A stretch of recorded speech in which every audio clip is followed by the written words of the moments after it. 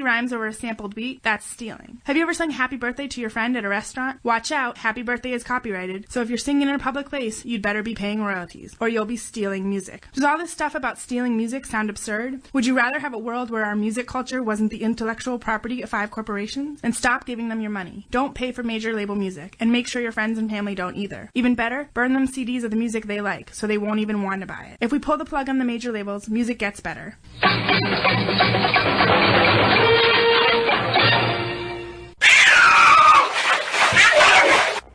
It doesn't.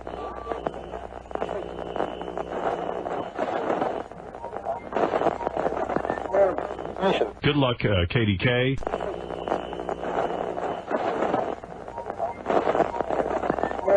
A good Catholic is a Catholic in the model of Jesus Christ, a revolutionary, someone who's not afraid to get up and speak the truth. Remember, the only time Christ ever got angry was when he went to church.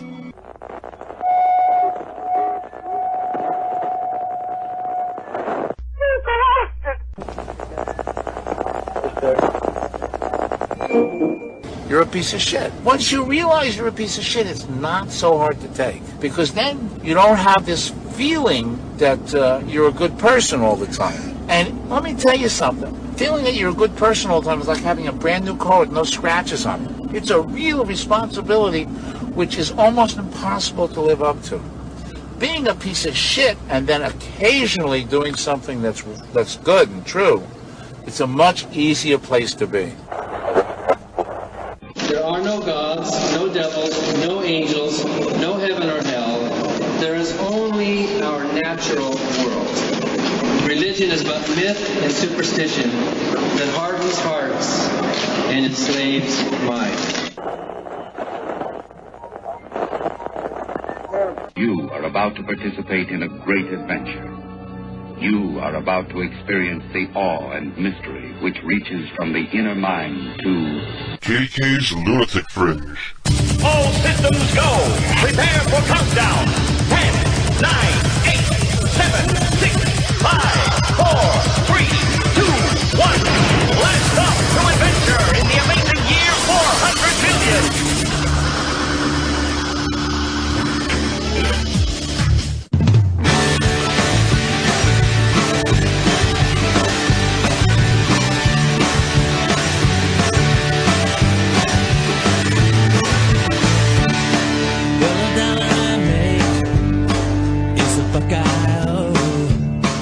And a 40-hour week leaves 10 to blow. But every game in this town is just a nickel and dime. And when the sun goes down, it feels like the last time. So now the main drink we ride with the engines open. If there's a fire inside, that's the one thing going.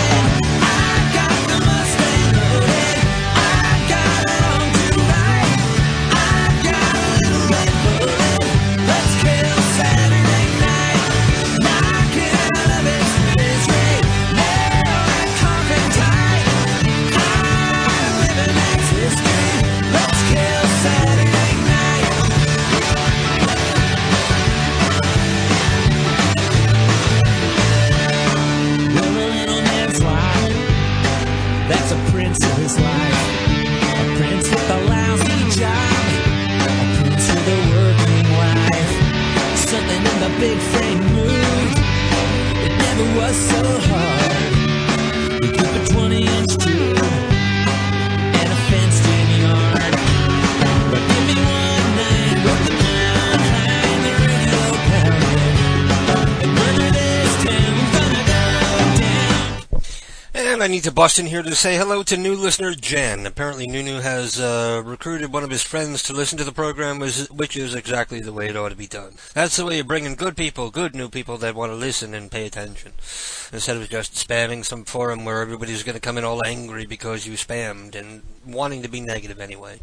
Besides, this program is more for adults anyway. It's probably better that the 8-year-olds don't listen.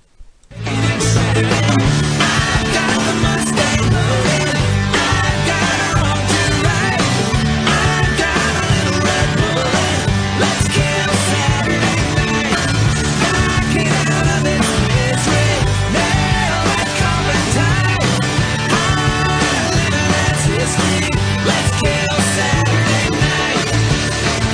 So welcome to Jen. Everybody's surprised Nunu has friends. Apparently he has at least one, and his or her name is Jen. So welcome, Jen. Hope you like what you hear. If not, blame it on Nunu. Blame it on the Nunu.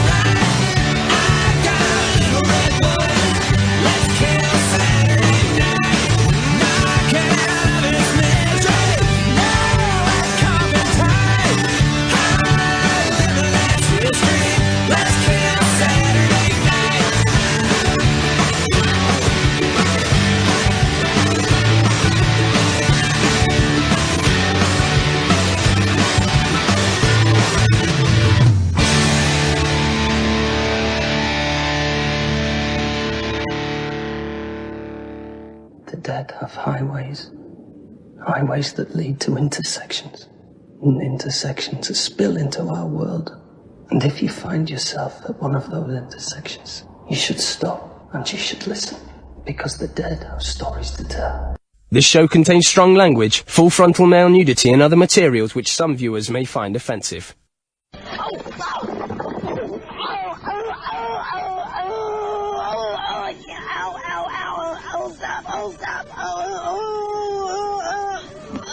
I can't breathe. Stop.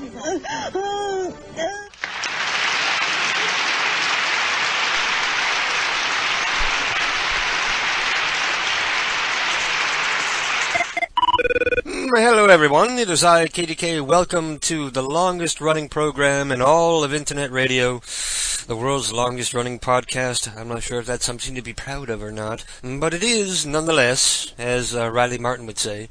Welcome to the program. I will be your host for the next several hours. I am the one and only KDK, and I'll be here, as we are here, usually every Saturday, unless I have better things to do, or I'm too run down or drunk to do the show. Tonight, none of that is happening. I'm a little run down, but I'm very high energy. I'm in a good mood, and tonight's program... Hang on a second. I heard a little rattle there in my throat. That's what happens when you don't talk for a couple hours. Okay, better now. I am your host, KDK, for the next couple hours, and I'm here, as I am here most every Saturday, to do what I do best. The only thing I'm good at, apparently.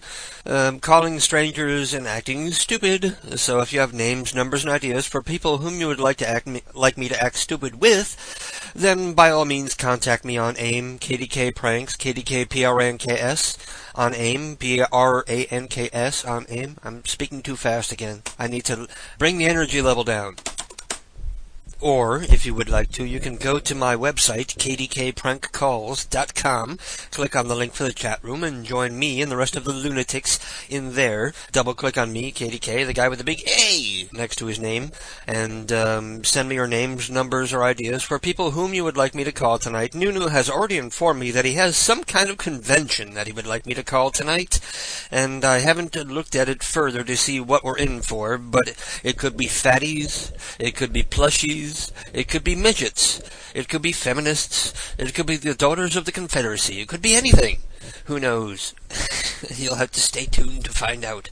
As you can hear, I'm in a very good mood tonight, and I'm not sure why, because I worked an 11-hour day today, and I should be tired, but instead, I'm rip-roaring, raring to go. Must be these supplements that I'm on. Oh dear. I've been taking these supplements for the past, 3 weeks. It takes a couple weeks for them to actually start to kick in, but boy, have they kicked in. I've been taking these supplements, like the kind of supplements like UFC fighters take, to increase their metabolism and boost muscle growth, and taking creatine and protein, and oh dear. I've only lost 10 pounds, but I look 10 times better because I'm losing fat and putting on muscle, so there you go. Working out every day, ball of energy. I'm getting all the energy from supplements, but who cares if it works, right? Yeah. And tonight's program is brought to us by Belvedere which is vodka, regular, not flavored, just like regular old Belvedere vodka, and NOS sugar-free energy drink. So I'm going to pour the first shot of the night here. I'm wired. What are the supplements? I'm not going to give out brand names because they're not advertisers. But no, it's not steroids. It's nothing illegal. It's over the counter. The sort of stuff that like UFC fighters take. Things that are meant to boost your metabolism with like ingredients would be like chromium picolinate and stuff like that. No, they don't make your balls shrink. As a matter of fact, they boost your sex drive a little bit. So I constantly walk around all day with like a partial or a semi. So there you go. Yes. And Joe says, eat fresh fruit and veg, KDK dear. No, that does not work. If you're trying to do what I'm doing and replacing fat with muscle, you need to eat protein. You need to eat lean red meat, something high in protein. Things like eggs or chicken or fish or beef, lean beef. And that's what I've been doing. So there you go. UFC fighters take steroids. No, they don't, because they test for that crap. Yeah, they test for that crap and then they get thrown out. So I'm going to give myself a countdown for the first shot of the night. 5, 4, 3, 2, 1, drink. Would anybody like to request a specific artist for the night? I haven't chosen a featured artist for the music for tonight. But I was leaning towards The Cure for some reason, because that went over well last time, and The Cure have so many hits that I gotta have them as a featured artist like 5 times a year and still never play the same song twice. They used to be better until they banned ephedrine, those supplements. Well, yeah, ephedrine is bad for you, so it's good that they banned it, right? Yeah. And trust me, those supplements work, because last time I went on the routine that I'm on now, I lost like 50 pounds in 2 months. So you can't argue with results like that. I went from like 205 pounds to like 155 pounds in like 2 months. Okay, we have one vote for Jose Feliciano, 1 vote for The Cure, and 3 votes for They Might Be Giants. Okay, so that settles it. 3 votes for They Might Be Giants. Good, I like them too. So there you go. That was the sound of me lighting a cigarette with an old-fashioned wooden match that I had here because I was meaning to light a candle for mood here. Let me reach over and grab my candle here. A candle called Garden Rain. I have to keep it on my desk because if I put it on the table behind me, the cats are liable to walk up because they like the smell and maybe light their tail on fire as they walk past or walk over it. So I'm lighting the wick. The virgins are all trimming their wicks. Okay, so now the candle is lit. There you go. That's my mood lighting for the night. And I gotta be quiet for the beginning of the program because I left the door open to get some fresh air in here because the place has been shut up all day because I've been at work all day. Yay. Aren't you impressed that I still have a job? Dr. Phil said, this is Candle Talk with KDK. This is a lovely candle. This is from the Mainstays collection you can find in any Walmart. It has an easy peel label, and if you listen close, I'm going to peel the label off. That's the sound of the label peeling off. And the name of the scent is Garden Rain, a.k.a. Uvia de Jardin. Wonderful. The 20-ounce jar. So it'll last us the whole night. So settle in, sit back, and listen to me. This is Jill Rosenthal, your host for Candle Talk this evening. Thank you for tuning in. Our featured artist for the night tonight is going to be a band called They Might Be Giants. Then again, they may not be. And the first song I'm going to play from them is from their eponymous self-titled debut album. Came out in 1986. And it's Hope That I Get Old Before I Die.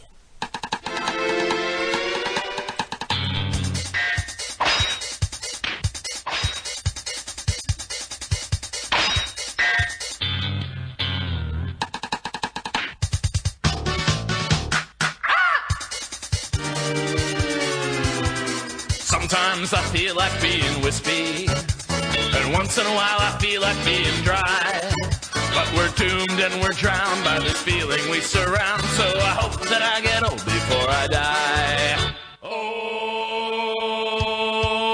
it's a long, long rope they used to hang you soon, I hope, and I wonder why this hasn't happened. Why? And I think about the dirt that I'll be wearing for a shirt, and I hope that I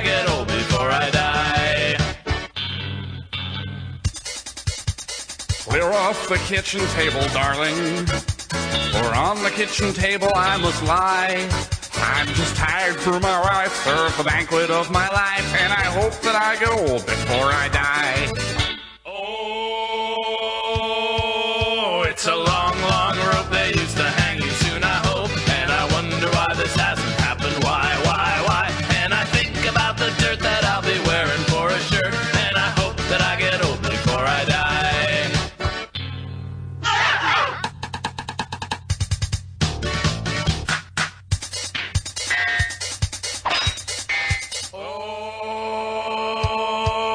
It's a long, long rope they used to hang you soon, I hope, and I wonder why this hasn't happened. Why? And I think about the dirt that I'll be wearing for a shirt, and I hope that I get old before I die. And that was They Might Be Giants with I Hope That I Get Old Before I Die. As voted on by the listening audience, They Might Be Giants will be the featured artist for the evening. The Cure was a close second runner-up. Maybe next time they'll win. But tonight it's going to be, I'll play They Might Be Giants songs that I don't remember having played within the past year or so on the air, so there you go. And Dr. Phil made note of, I don't know how he would know, but he says, you're happier when you have a job. And I suppose he's right, because I feel less worthless.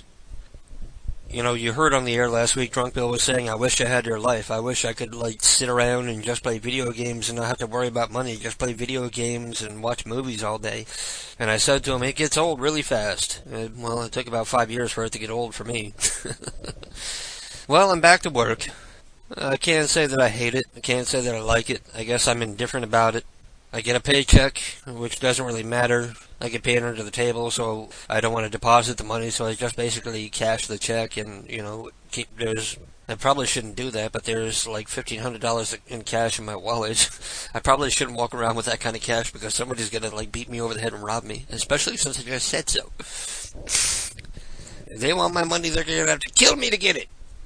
I may not need it, but I'm willing to die for it. So, I do have an interesting story I wanted to tell you. You remember, I told you I'm looking for the letter now, but I don't think it's here at my desk. I think it's probably in the car. Oh, no, is this it? Oh, yes, this is it. I got a letter. Let me turn on my light so I can read. I got a letter from Quest Diagnostics.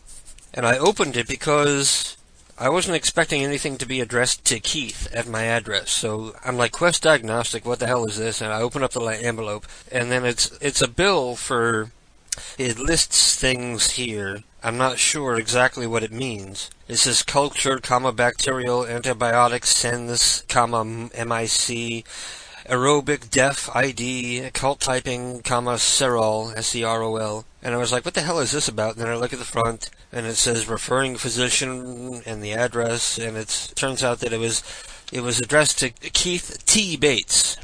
I'm not sure what the T stands for because his middle name is Patrick, so I'm not sure what he told them his name. He gave them a fake name and his old address. I was thinking in order to avoid paying this bill, because he knows I'm not going to forward the bill to his new address. And I thought at first maybe he's just trying to get me to pay the bill, he's having a hard time making ends meet. MS3 Clay says, oh no, KDK has cancer again. You're referring to 4 years ago, where I pranked you all, and I told you all I was dying of cancer, and I think you're the only stupid ass that fell for it, MST3 Clay. No, actually, I think No Bullshit fell for it. No, it wasn't MST3 Clay. I think No Bullshit was the only one who fell for it. Everybody else was too smart. So anyway, I got this letter, and so it doesn't tell me anything except that I knew that Keith had gone to Quest Diagnostic to be tested for some kind of bacterial infection. And turns out, last Sunday I was on break from work. Let me put that away. I actually am going to pay that bill for him, just to be nice. How much is the bill? The bill is $195. That's not much. I'll pay that for him. So, last Sunday I was on my break from work. I come home, and I'm walking around the corner, and Keith is just walking away from my door, he's been ringing my bell, and he's now walking away. I haven't seen Keith in 5 years, and suddenly he shows up on my doorstep. And to be honest with you, I wasn't really happy to see him.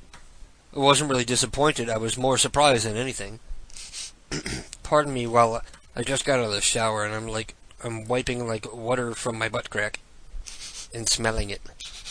It smells like flowers and berries. I'm sorry. I'm such an idiot.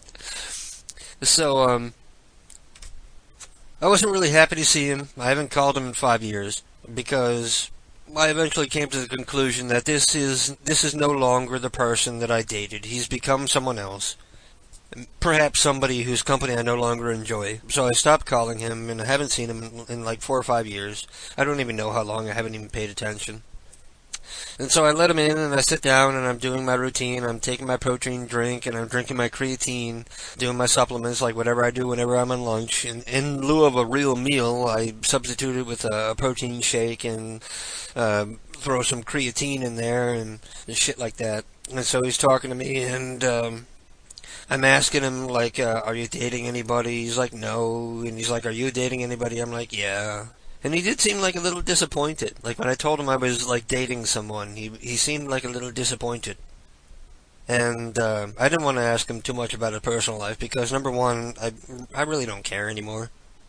I don't nose into other people's personal life anyway, regardless. You know, their business is their business and none of mine. I don't care. I don't want people to ask me about my life, and I'm not going to ask about theirs. Don't ask, don't tell, as far as I'm concerned. But he offered up the fact that... well, I mentioned that I got this letter in the mail, this bill in the mail, from, what was it, Quest Diagnostics? Yeah, Quest Diagnostics.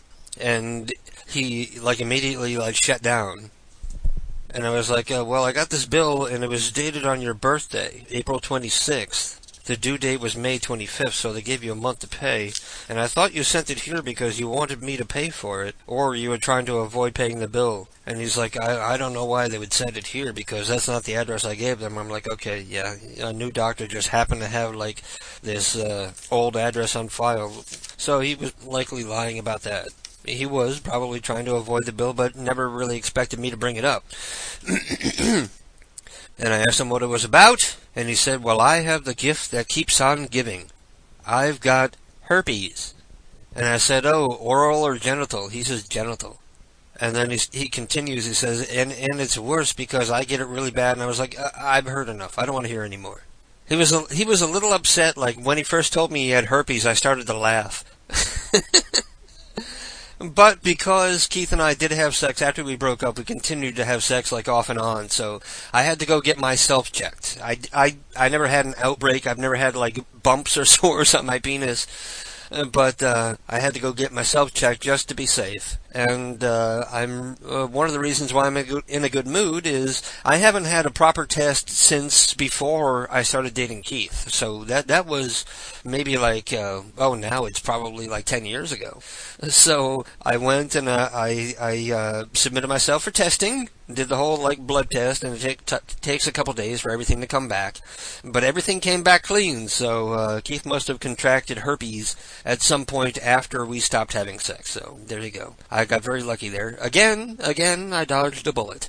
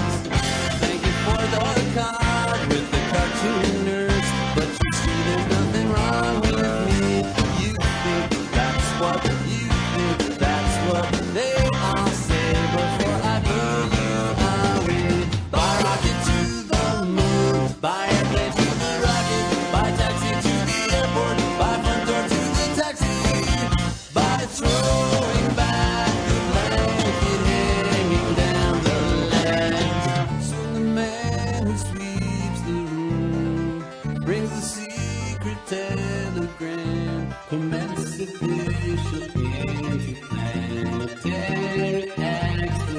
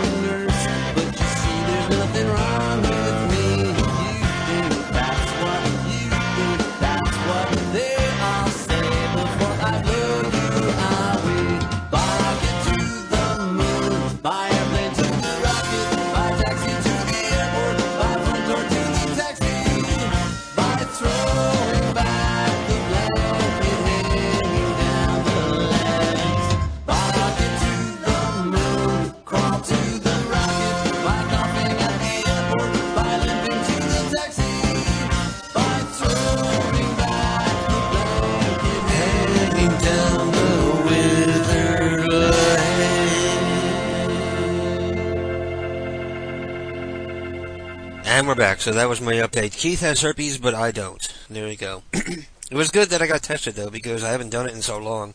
And I have had unprotected sex with a couple of people. So back during my suicidal times, I was just, I don't give a fuck anymore. I don't care. But it's good to know that I keep dodging these bullets. Almost like God is like keeping me around for some reason. I'm not sure why. What is my purpose? To entertain people on the internet? I doubt it.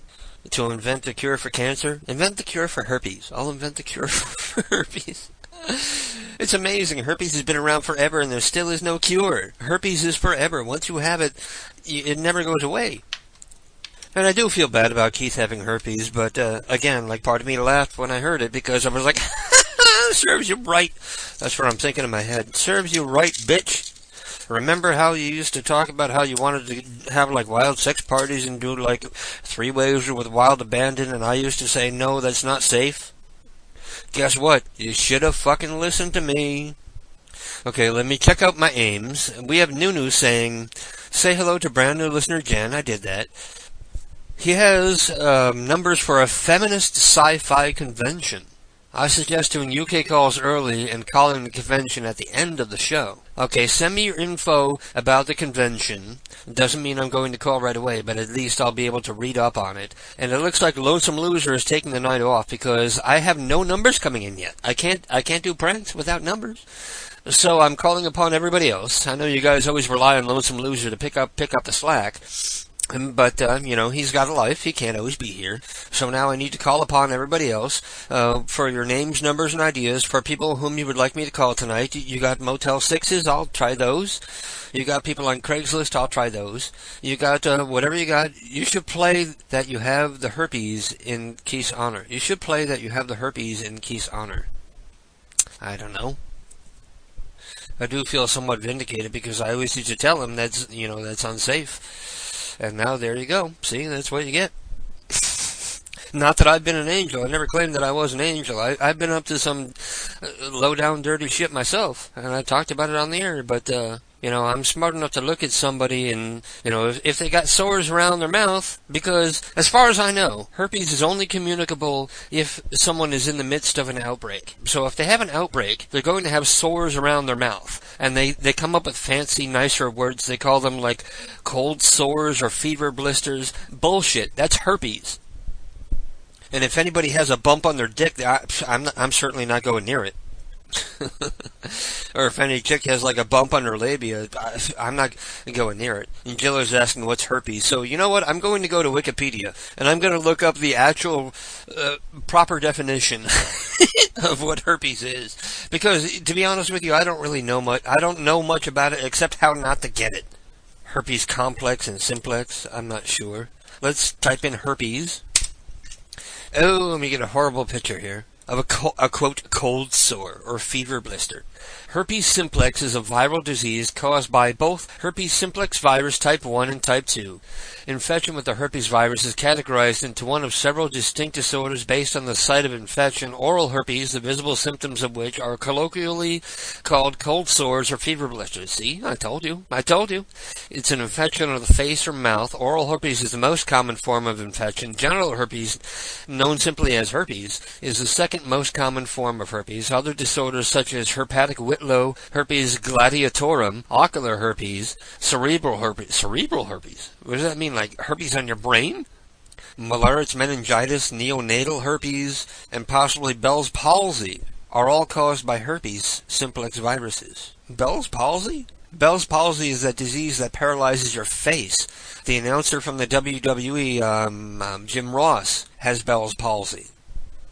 Herpes viruses cycle between periods of active disease, presenting as blisters containing infectious virus particles that last 2 to 21 days, followed by a remission period. Genital herpes, however, is often asymptomatic, though viral shedding may still occur. After initial infection, the viruses are transported along sensory nerves to the sensory nerve cell bodies, where they become latent and reside lifelong. Causes of recurrence are uncertain, though some potential triggers have been identified, including immunosuppressant drugs, The previously latent virus then multiplies new virus particles in the nerve cells, and these are transported along the axon of each neuron to the nerve terminals in the skin where they are released. Over time, episodes of active disease reduce in frequency and severity. Herpes simplex is most easily transmitted by direct contact with a lesion of the body fluid of an infected individual. Transmission may also occur through skin-to-skin contact or in periods of asymptomatic shedding. Barrier protection methods are the most reliable method of preventing transmission of herpes, but they merely reduce rather than eliminate risk. Oral herpes is easily diagnosed if the patient presents with visible sores or ulcers. Early stages of oral facial herpes and genital herpes are harder to diagnose. Laboratory testing is usually required. A cure for herpes has not yet been developed. Once infected, the virus remains in the body for life. Recurrent infections or outbreaks may occur from time to time, especially in times of immune impairment such as HIV and cancer-related immune suppression. However, after several years, outbreaks become less severe and more sporadic, and some people will become perpetually asymptomatic and will no longer experience outbreaks, though they may still be contagious to others. Okay, so that proves me wrong. I thought it was only contagious if somebody had an active outbreak. So you're never fucking safe. I'm never having any kind of sex without a condom again, because I don't want no fucking herpes. Treatments with antivirals can reduce viral shedding and alleviate the severity of symptomatic episodes. Vaccines are in clinical trials but have not demonstrated effectiveness and should not be confused with conditions caused by other viruses in the Herpesviridae family, such as herpes zoster, herpes zolar, which is caused by varicella zoster virus. The differential diagnostic includes hand, foot, and mouth disease due to similar lesions on the skin. Okay? If you really want to gross yourself out, do a Google image search for genital herpes. Turn off your safe filter and do a Google image search for genital herpes, and it'll scare the piss out of you. You'll never have sex without a condom, any kind of sex without a condom again. That's the way I am. I've never had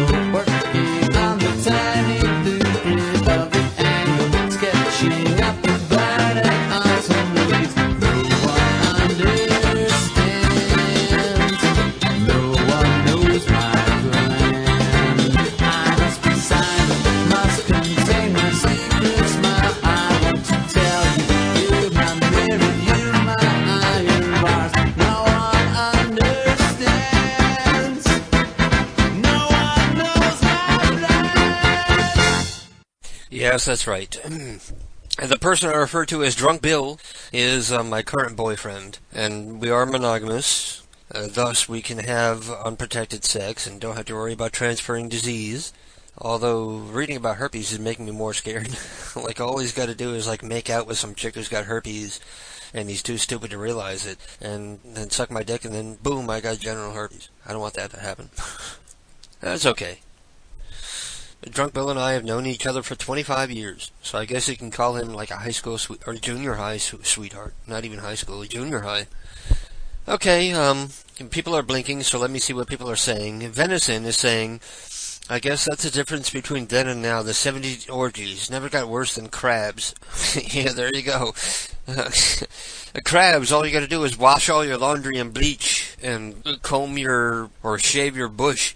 And everybody's asking for pranks, but I told you, asshole, I'm talking to no bullshit. I have no numbers. Nobody has sent me any numbers for people to call tonight. I'm stalling. I'm waiting for you guys to send me numbers. You want to hear pranks? You gotta send me numbers. Derp. Otherwise, you're gonna hear stories about cats and herpes. Speaking of which, you want to say hello? Come down here, say hello. Meow. You look really tired. What are you tired from? What do you do all day? You laid on my pillow. Woke up to eat, shit, piss, and went back to bed. Like I used to do. Except I used to play video games and watch movies.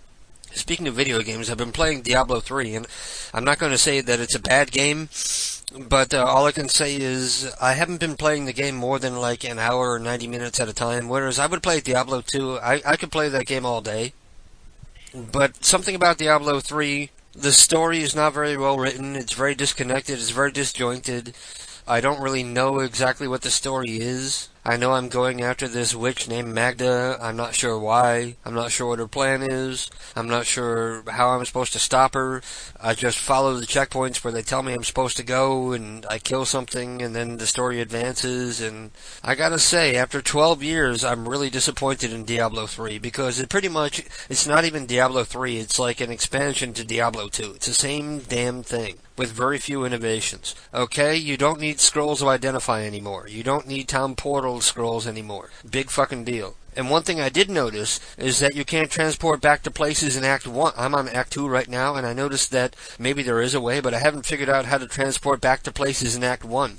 I'm in Act 2, and there's no merchant that sells healing potions. So I'm basically just like running from every fight because I have nothing to heal myself with.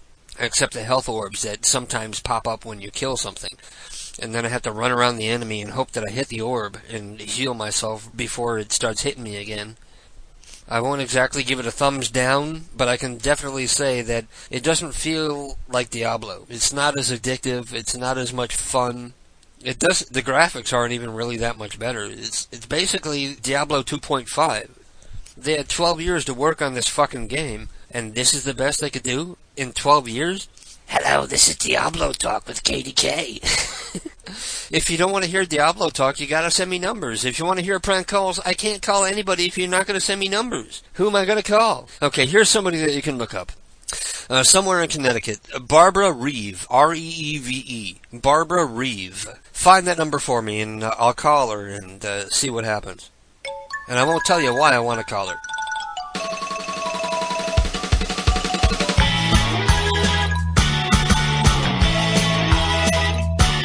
I could never sleep my way to the top, 'cause my alarm clock always wakes me right up. And since my options have been whittled away, I struck a bargain with my radio DJ.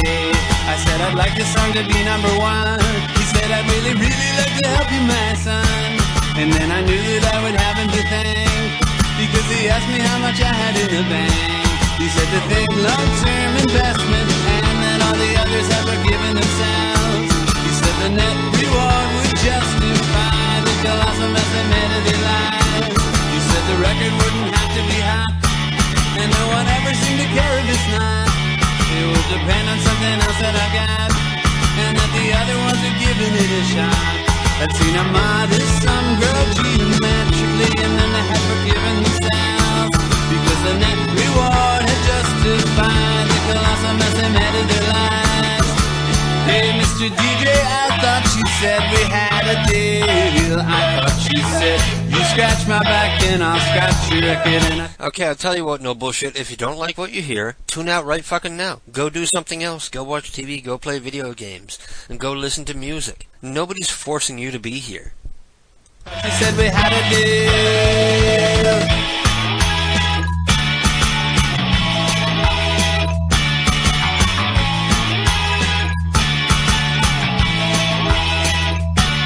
Well, I told you about the world that's a dress. I wonder when they're gonna clean up the mess. You know the rabbit child is still tuning in. Chesapeake's faces faces must be wearing thin, because they haven't let the sun on the air. Not that anyone but me would care. And the disc jockey has moved out of town. The district caller says he's nowhere to be found. He said the thing's long-term investment, and that all the others have forgiven themselves. He said the net reward would justify the colossal mess they made of their life. Hey, Mr. DJ, I thought she said we had a deal. I thought she said, you scratch my back and I'll scratch your record. And I thought she said we had a deal.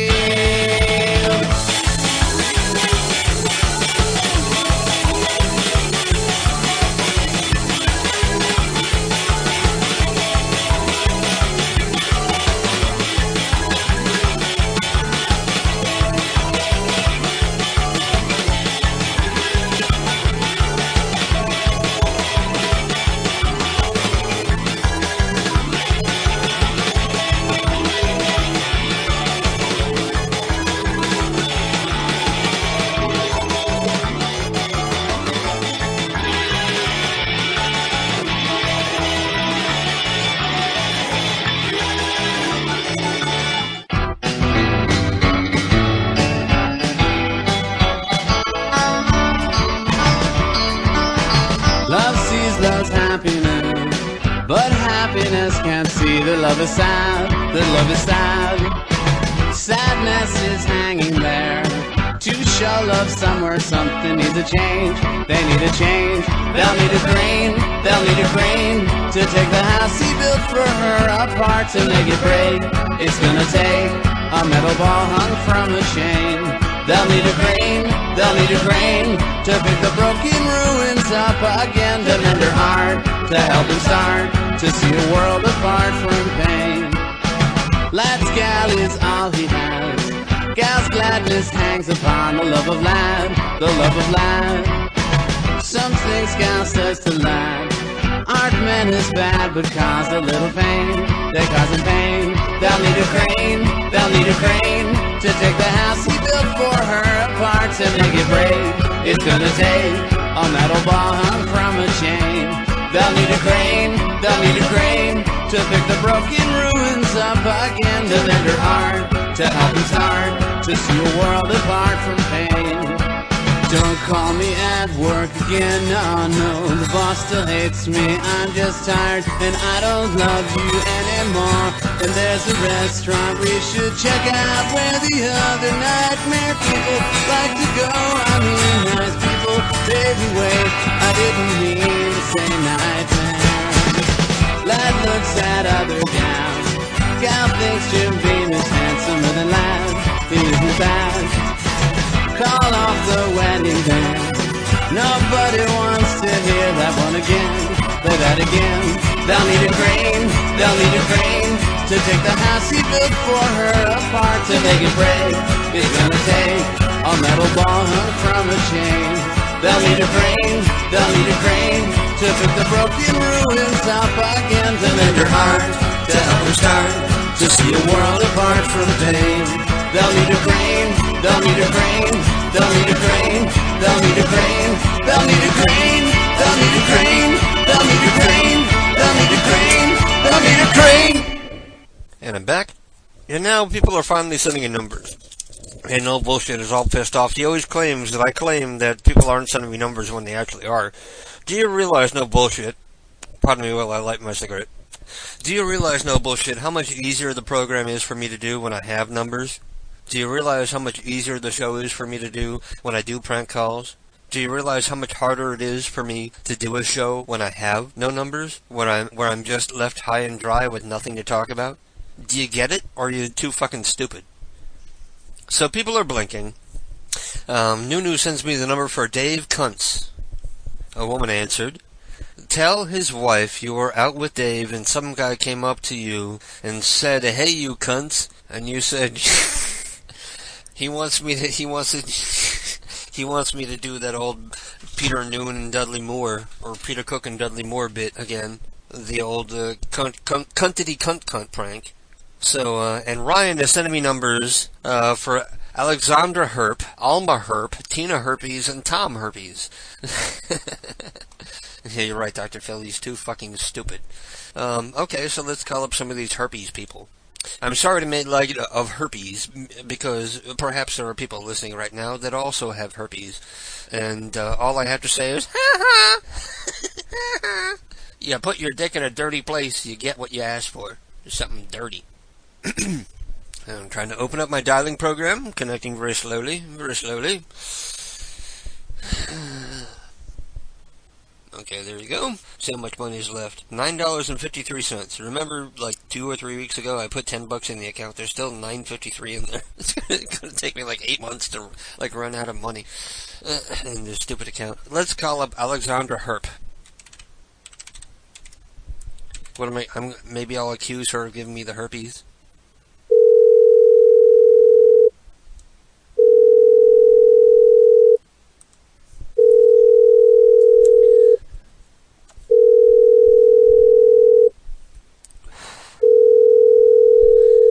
Okay, give me an old-timey answer machine I can hack. While I pour myself another shot here. I think the shot count is 4. I've been taking shots off the air during music breaks, so. And I'm drinking on an empty stomach, so maybe you'll hear me vomit on the air, like Riley Martin. Have I ever vomited on the air? I don't think so. I peed on the air before. Never took a shit on the air, because the microphone don't reach to the toilet. But I've used a piss jug on the air before. Okay, Alexandra Herp is not going to answer. Let me try Alma Herp. Alma, tell us. All other women are jealous. Which of your fabulous pawns?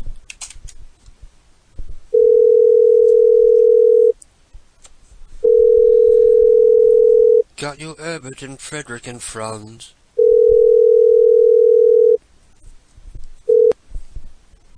Hello?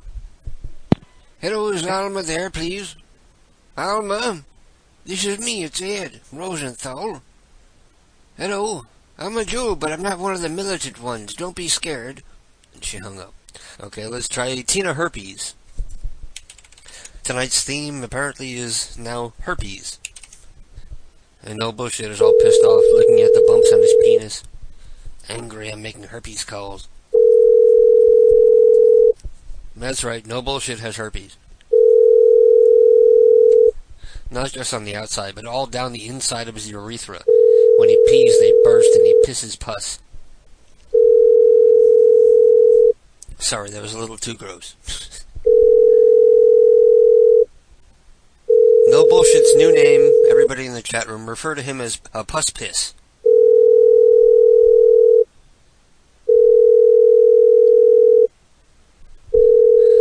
Tina Herpes is also not around.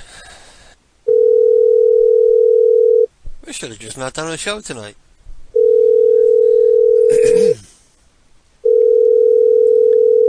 Okay, let me hang up on that. That's not going to work. I have one last number from Raw Milk here. Thank you, Raw Milk, for sending in numbers. Tom Herpes. Let's see if Tom is going to answer. Not sure where he is, where he lives. All I got is a number. But that's all I really need. Well, I also need somebody to pick up the fucking phone and talk.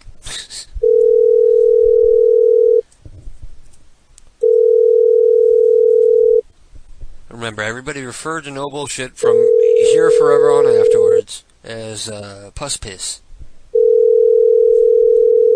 Because he's got the herpes.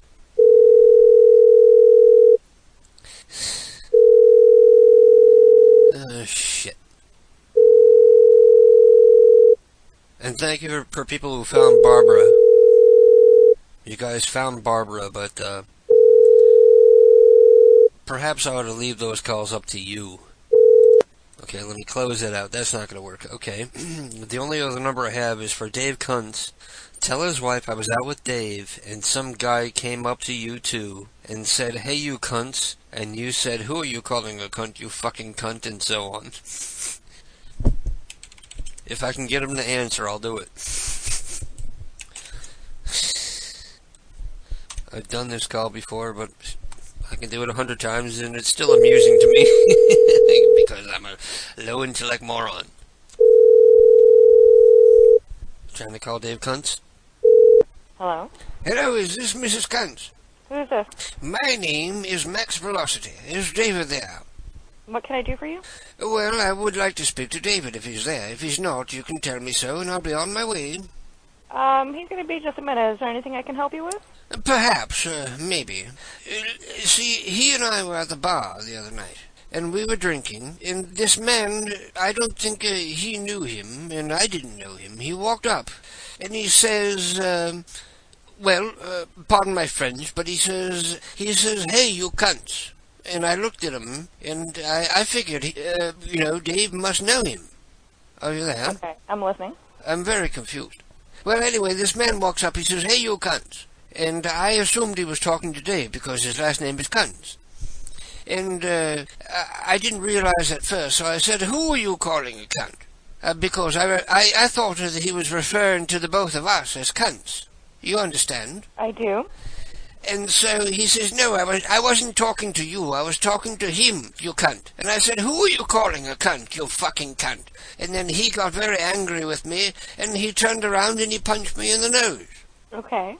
And he knocked me off my stool. And I stood up, and I put my arms up. And he says, "Who are you to get involved with this? This is between me and David Kuntz." And I said, again, "Who are you calling a cunt, you fucking cunt?" He says, "Who are you calling a cunt, you fuck?" And we ended up rolling around on the floor and punching each other silly, while Dave just sat there and laughed.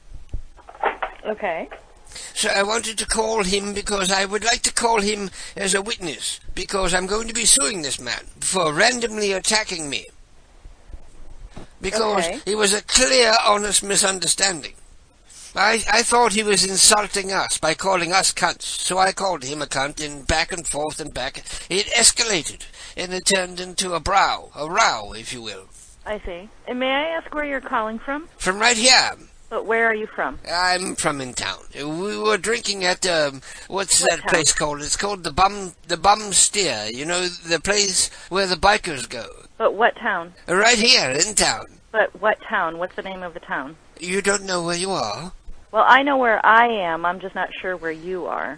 Can I just speak with David, please? Because he knows all the particulars, having been a witness.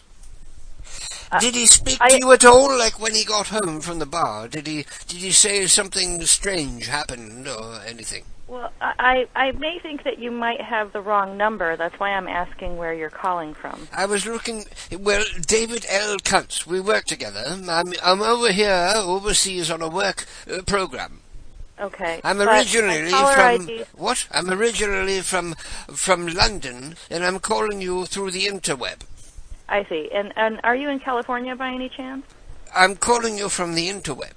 Okay, but my caller ID said California call. That's why I'm asking. That's why I'm telling you, because that's probably where it's relayed through a satellite or whatever. I'm calling you through the interweb because I don't have long distance on my cell phone plan, dear. I see. Well, you definitely have the wrong number because you called Illinois. Well, now I know I have exactly the right place. It's Kankakee. Is that how you pronounce it? Kankakee? Yes. That's how you pronounce it. But you do have the wrong number. No, David L. Kuntz. Well, he does not live at this number. I'm sorry. He's no longer there. This is the number that he gave me, but that was several months ago. Maybe something happened. Do you have the number handy? You may have dialed the wrong number. It's 815-933-4383. That's the number that he gave me. That is and I stored the number because he called me from that number, and then I stored it in the phone, and I put it under David Kuntz. No, I'm sorry. He does not live here. What happened, can I ask? Nothing happened. He doesn't live here. No, he didn't tell me that his wife threw him out of the house. I can't say. He was going through a divorce, right? He didn't mention any of this. Oh, no. I'm sorry. The one I'm looking for, he's in his late 40s. No. Nope. See, I can tell that you know exactly who I'm talking about, but you just... No, I really don't. Okay, do you have a number where I can reach him? I don't even know him. I'm sorry. He's your ex-husband, you don't even know. Soon-to-be ex-husband, you don't even know where he is. He's not my husband. My husband's name is not David. I really thought that this was a joke, and I'm sorry to have wasted your time. So what relation is David to you? And why would he give me this number to reach? Why would he call me from this number? I have no idea. Because nobody by the name of David lives here. I apologize. What about in the past? No, sir. Not that I'm aware of. I mean, I've had this number for 15 years, so... Are you a cunt yourself? Are you? I mean, No, my last name is Velocity. No, my last name is not that.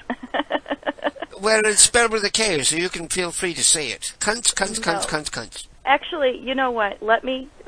give me just a moment, okay? You know what? Let me go look at my mailboxes. You've called an apartment building, and it's possible that one of my neighbors might have that last name. So if you want to give me just a minute to go look. Okay, it's spelled Kuntz. David L. Kuntz. Okay. Let me... Are you still there? This is Konkani, right? Yeah, just one moment. Okay, I'll wait. See if one of my neighbors has this number. It's very strange, because he called from this number, because when he called me, I stored it in the phone, and I put it under David Kuntz. No. So he's never lived there, never retrieved phone calls there. That's correct. Never and when stayed did he there. call you? Well, okay, maybe he was trying to avoid me. Maybe I thought I was weird. Maybe. When did you get this number? It was probably about 4 or 5 months ago. I don't remember quite exactly. No, I mean, I haven't even had any guests here that would have called from this number, so... What do you mean guests? Is this like a bed and breakfast or something? No. I mean, I've not had any friends over that would have used my phone to call anybody, so nobody by that name even lives in this building. Oh, dear. I'm sorry. Okay, well, I'm sorry to have bothered you, dear lady. That's quite all right. It was, unfortunately, I hope things work out for you, but it was an entertaining story. Well, I'll figure it out. You have a good night, dear. You too, thank you. Bye-bye. Bye.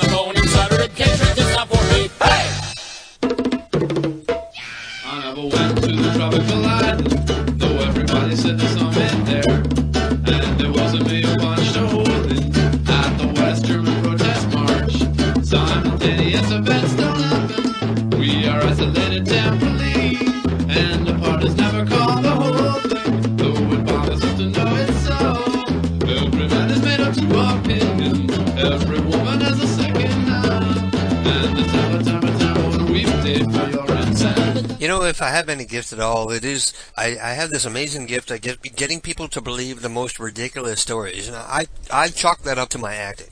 Pardon me while I light another cigarette here.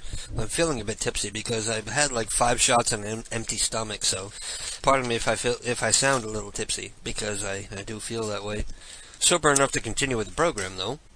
This is the first time I drank since last Saturday, believe it or not. Oh my god. First time I've gone like a week without drinking. Oof. What a horrible thing! Can't really drink with this job because I work so many hours and I have to get up so early every damn day. And a strange thing happened yesterday. I pulled the muscle in the arch of the bottom of my foot. Not the heel or the ball of my foot, but like in the arch. So it's like painful for me to like even walk. But anyway, you guys don't care. Yes, the summertime, we did for your return. I'm right there with you, hear me singing. I didn't sing the line before this one. You know the gospel when I was undressing. That was a church in Africa, where it met the Catholic from Belgium, who is now a Buddhist in our cave, who is bitching for the open raiders, striking out the batter she became. Every man is made of 12 million. Every woman has a second hand. And it's summertime for a weekday for your and mine. Yeah, it's time for a weekday for your and mine. Yes, it's time for a weekday for your and mine. Weekday for your and mine. Weekday for your and mine. Weekday for your and mine. Weekday for your and mine. Weekday for your and mine. Weekday, weekday, weekday, weekday, weekday, weekday,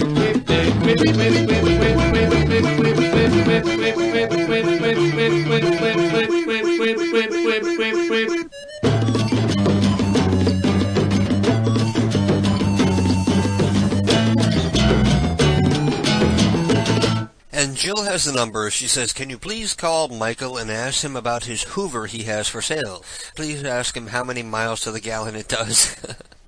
Okay, so this is a UK number, but I have no other numbers, so I'm going to call it, even though it's too early.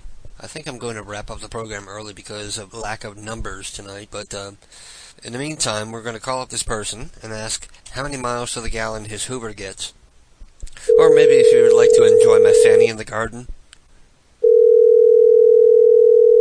Puspiss says I'm erudite British. Hello, how are you doing, dear? I was calling about your advert. I understand you're selling a Hoover. I'm calling right back.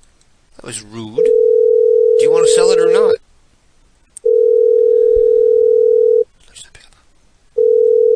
Give me no timing. Hello, we're not available now. Please leave your name and... Oh, I give up. Well, that didn't work so well. Apparently he doesn't want to sell his Hoover badly enough. This number is for a Kung Fu Chinese restaurant in Las Vegas. Kung Fu Chinese restaurant. You guys know that I don't like calling restaurants because, number one, I work in a restaurant and I understand what it's like to be fucked with when you're working in a restaurant. And number two, there's always so much noise in the background that it makes it so that I can never use the call for anything in the future. Like putting it on the website or trying to sell it on iTunes or putting it on a CD or something. But I'll try nonetheless. Kung Fu Restaurant. Hello, is this the Kung Fu Chinese restaurant? Hello? What a rude bitch. She hung up. She said Kung Fu restaurant and hung up before I even said anything.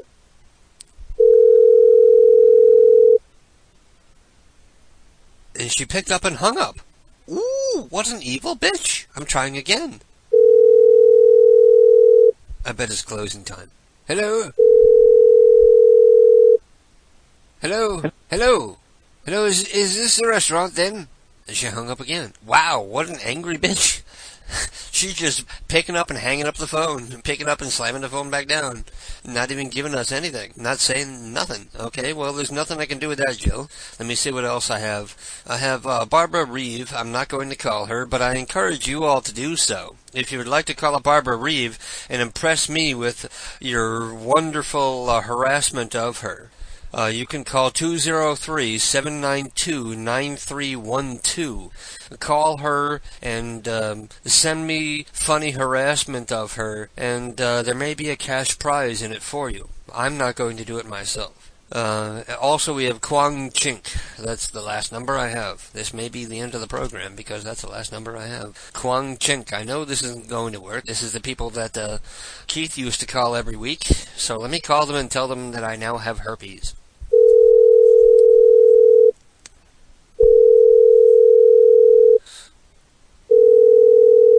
Hello?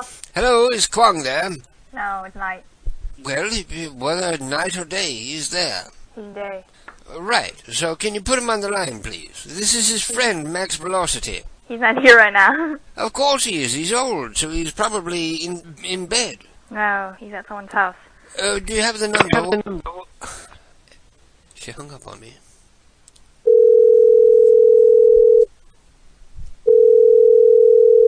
No, you won't get arrested for calling Barbara. But just to be safe, call using Google Dial. Free calls within the United States. I'm redialing Kwang Chink, by the way.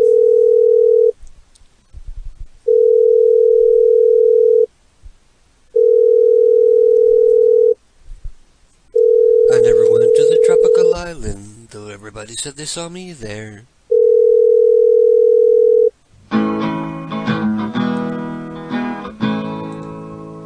When tornadoes take over the world, there'll be no time for fretting, no fussing and complaining anymore.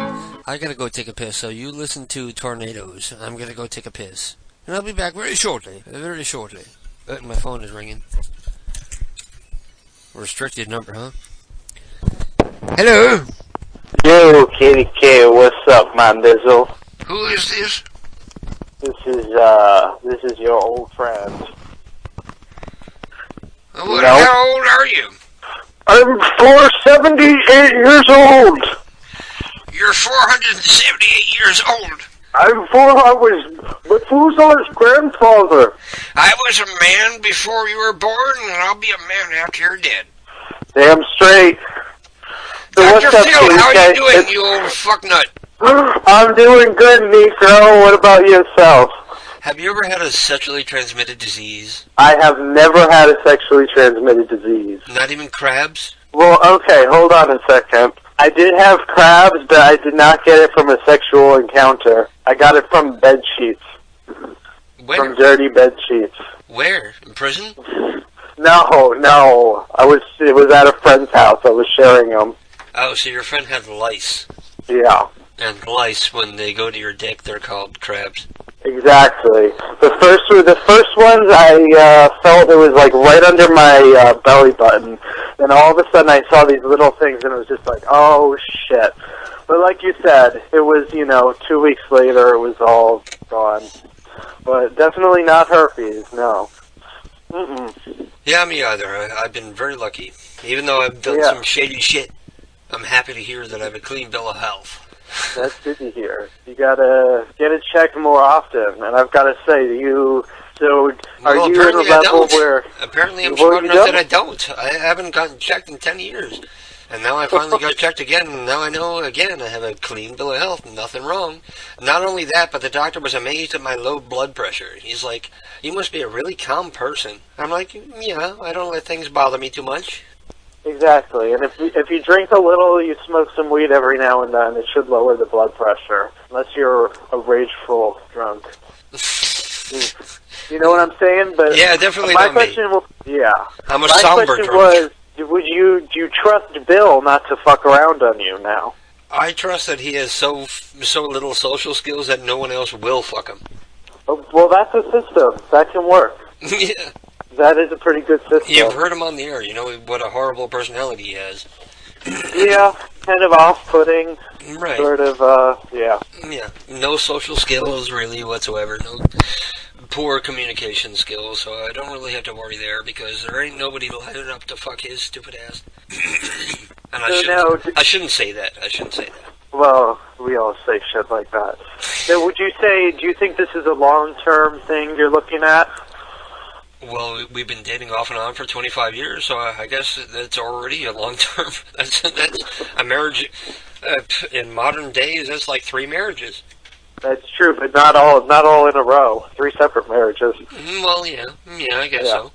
Well, that's good. I'm happy for you. You know what I'm it was? It's been coming to my senses and realizing that throughout my whole life, there's only one person that ever really gave a shit about me and actually really loved me. And well, it took me going through my shenanigans and coming back down to ground and like realizing who really cared about me and giving them a chance. Yeah. Well, that's what we need in the end. You know, after all. What the world needs now is love, sweet love. Are you drinking tonight? Sing it, KDK. What the world needs now is love, sweet love. I see trees of green and eyes of blue, assholes of brown and pink vagina too. And I think to myself, what a wonderful world. And I think to myself, what a wonderful world. So what are you drinking tonight? I can tell you're drinking something. I'm just smoking some weed, my friend. I knew you were fucked up on something. I was fucked up on something. You know, I hope it's clear to the listeners that I gotta pee in. I'm looking around the room for something that I can pee in. Oh, you've got to have a bucket near you. Nope. I'll tell you what I found. The top of a CD spindle. Okay, well that will work. And we all have to hear the drizzles and the splashings to know it's real. Oh, I'm going to pitch it out the window so you're going to hear the splash. Exactly. Throw it in your neighbor's I'm a menace to my neighbors. I don't care. Exactly. So I've got to say, I own the fucking place. They can't throw me out. Exactly. I'm stalling so everyone sends in numbers. I'm screwing the bottom of the spindle, and I'm taking the top off. The top is on my desk now. I'm pulling down my pants. What is this, your CD spindle? I'm flopping out my dick, and I'm going to pee. If you're quiet, you can hear it, because I can't lean that close to my penis while I'm standing up. Alright. I'll give you some respect.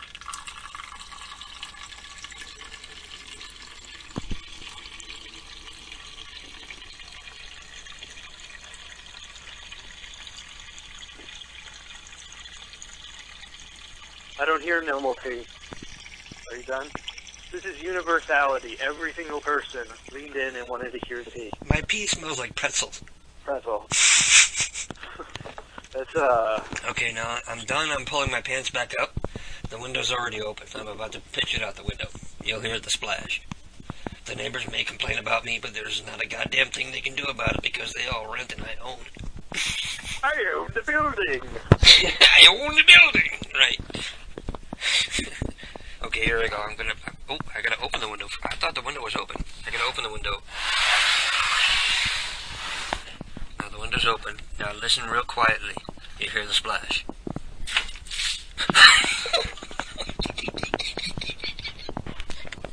I'm a fucking menace. You are 41 years old. I'm 41 years old, pitching cups of piss out the window. Actually, no, that was all sound effects. None of that is real. It's all radio. Of course not. It's all radio magic. Those are stage paid actors. Yes. Yeah. I have a sound guy here who does all my sound effects. Yeah, that's what No Bullshit told me, and I'm starting to believe him. Yeah, he's right. Yeah, you have. None of that is real. Actually, Fred Norris works on his office space. Fred Norris actually grew up in my town. He did? Yeah, he went to WestCon, Western Connecticut State University.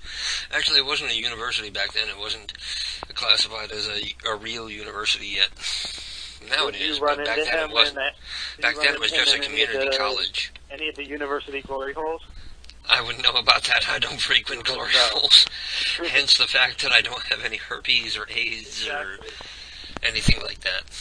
Never had crabs either. You got one up on me because I've never had crabs either. All right, keep your dick clean. Yeah, there you go. That's the public service. Have enough respect for your dick that you take care of where you put it. Exactly. So what's up with you? You have do you have a man in your life? I do have a man friend. He's going to be moving in soon. Oh, really? So, yeah. That's probably a bad idea. Well, it could be, it could not be, but I just Is he feel wealthy? like Is he going to be paying your rent? Yeah, we're going to split all of that. Oh, fuck that. Make him pay. Well, he's moving into the apartment I already have. Mm-hmm. Well, anyway, neither of us are any more, like, wealthy over the other one. But, you know, that'll end up being less money I'm spending, half the money going towards rent, but I just feel it's a time in my life where I feel like I want to be living with someone, and I want to experience that, and whichever way it goes, I'm going to ride it out. But you're gay, so you know that gay guys are incapable of being faithful. Well, so what happens when you realize he's cheating on you? And are you going to throw him out, or are you going to let him stay because he's paying half the bills?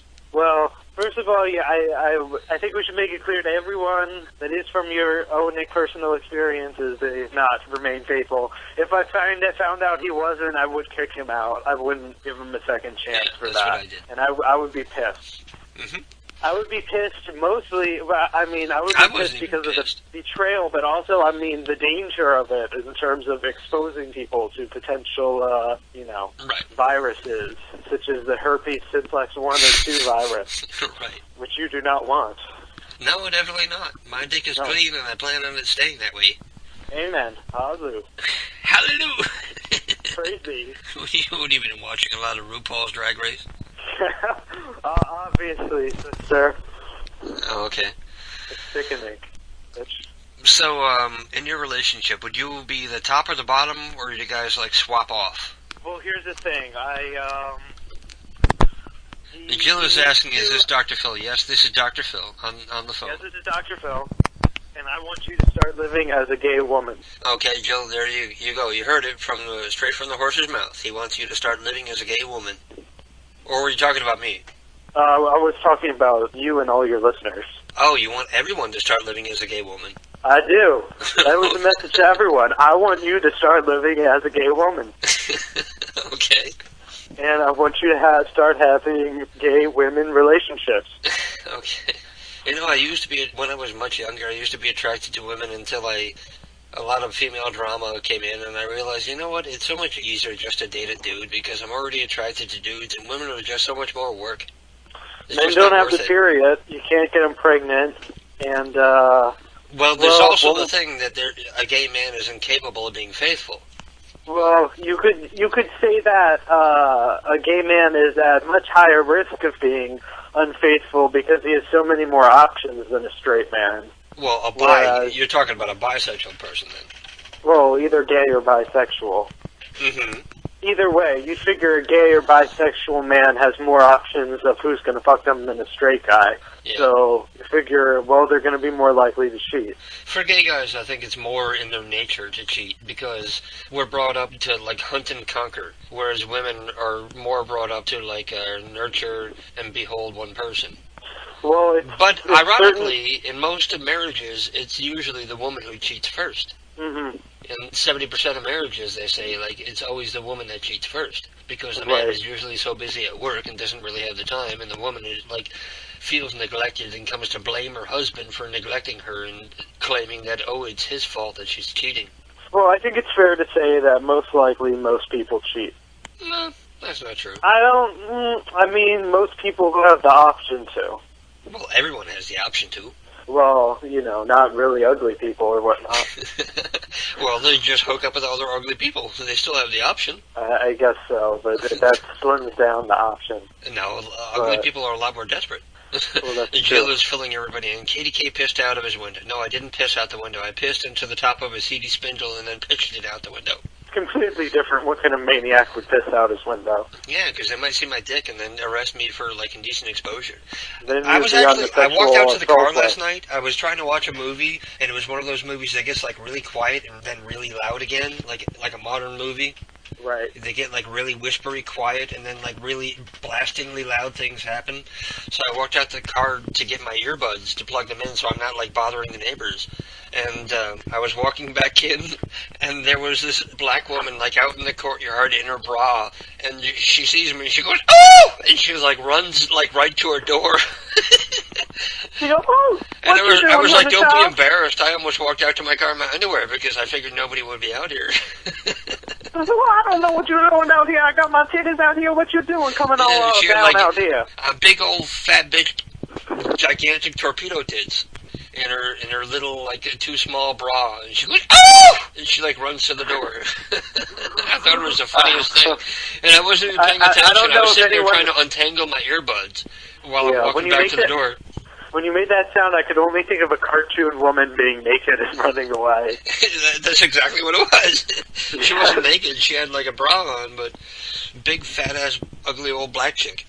"Oh! There's a white man! Oh!" Lordy me! Lordy mercy!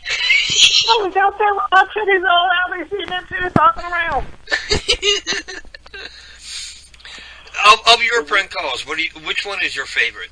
Out of my prank calls, they're probably your favorites too. I like mine as the black woman, Shoshanda.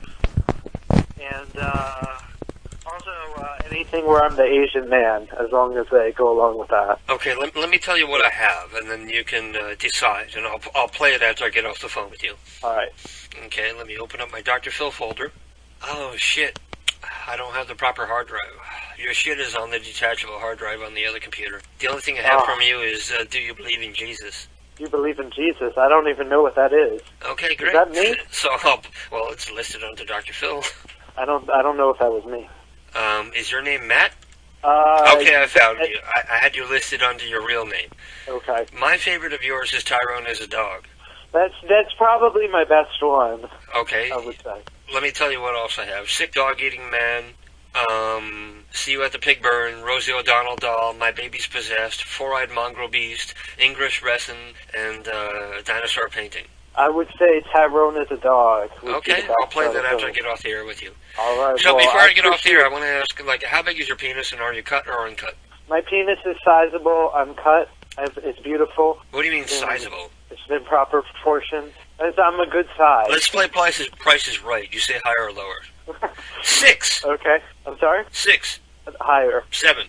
Well, that would be pretty much around there. Okay, so ding, ding, ding, I win without going over. Exactly. Well, it was good talking to you, Dr. Phil. If you tune back to the station, you can hear Tyrone as a dog call. Well, it was good talking to you. I hope you do some more prank calls because I mainly called in to stall so people could send in more numbers. So I hope that happens. Okay, peace out and be safe. Everyone, be peace safe. out, my nigga. Wear a condom. Right. Wrap it up. Wrap your dick. Peace out. Hello? Yo, Tyrone? Hello? Can you put Tyrone on the phone? Well, Tyrone can't talk to you now. Where's Tyrone? Well, he's asleep in his bed. Tyrone is a dog. Tyrone's lazy ass is always sleeping. No. He's a dog. He's an old dog. There is no man that's named Tyrone here. There's just a dog named Tyrone. Honey, I know what you're talking about. My man Tyrell, he is always out there with all these motherfuckers. I don't even know who they is. Please watch your language. Oh, I'm sorry, baby. I don't know your husband. I just know that I have a dog named Tyrone. Honey, my husband is a big dog, too. I understand exactly what you say. Okay, you win. But there's no man named Tyrone here. If you want to think your husband is here with me, I'm an 81-year-old lady. If you think that he's fooling around with me, that's wonderful. I think that would be great. Yo, what you say? What you gonna do with Tyrone? Well, I'm going to have to put him to sleep because he's blind and deaf now. What you do to Tyrone till he can't see and hear no more? You crazy. You is crazy. That's the way it is. Can you tell Tyrone he owes me $50? I'm sorry? Can you tell Tyrone owes me $50? Can you smack him around there and tell him to give me my money back? He's too old and too frail. He's a dog. He's a poodle lab mix. He's a labradoodle. He's not a man. My boyfriend is always out at the club. He says, I'm just seeing a friend, but I know he's going to them clubs. He's such a big dog, too. This has been such an interesting conversation, but I really have to go now. I have to be up at 2 in the morning. Okay, sweetie, but you think you can get my $50 from Tyrone? Well, he's pretty broke now, and he doesn't have any money of his own because all he has is a bone and a collar and a leash. I know he's a dog. He is a broke dog with a big bone. That motherfucker is broke as I've ever seen. I really led you into that one, didn't I? Okay, nice talking to you, but there's nobody here by that name, and I have to get to sleep. I'm very old and frail myself. Okay, honey, give Tyrone a good slap for me. Okay. Okay. Bye-bye.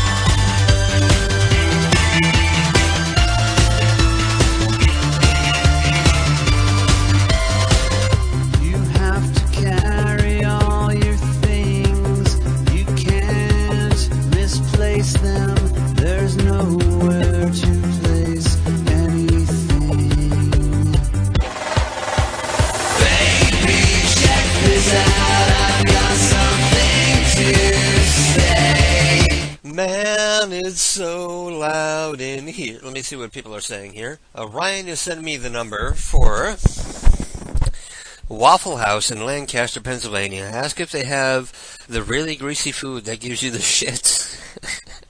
Harrisburg, Pennsylvania, the same thing. And then a Motel 6 in Mobile, Alabama. Okay, that might work. Jill sends me the number for a Motel 6 in San Diego. Dez is selling a CD. He must be a cross-dresser. A little more info might work on that one. Can you call this number and ask for Terry? Is that Terry the Sink Pisser? Terry the Sink Pisser? No Bullshit gives me the phone number for, let me scroll back up, a Pyrotechnics and Fireworks in Kailua, Hawaii. He sent me that twice. He really wants me to call. And Saigon sends me the number for Barbara Reeve. I already called Kwang Chink, and I'm not going to call Barbara Reeve. But I encourage everybody else, if you can record yourselves getting a good, funny, I want nasty, not fun prank calls. I want nasty, mean prank calls to Barbara Reeve. You can send them to me to KDK Pranks at kdkpranks@gmail.com. kdkpranks@kdkpranks@gmail.com. And her phone number, if you want to call her, is 203-792-9312. And if you do a good call, there might just be a cash prize involved. So let me close that one out. So that's what we got. We got the Waffle House, the Motel 6, another Motel 6, and this place in Hawaii. We'll get to those when we get back. Very shortly, very shortly. No UK numbers and no convention numbers. Man, it's so loud in here. When they stop the drum machine, and I can think again. I'll remember what it was. They're all shouting something at us, waving and they revamped the airport completely. Now it looks just like a nightclub. Everyone's excited and confused. Baby, check this out. I've got something to say. Man, it's so loud in here. When they start the love machine and I can love again, I'll remember what it was. Baby, check this out. I've got something to say. Man, it's so loud in here. Man, it's so loud in here. Man, it's so loud in here. Man, it's so loud in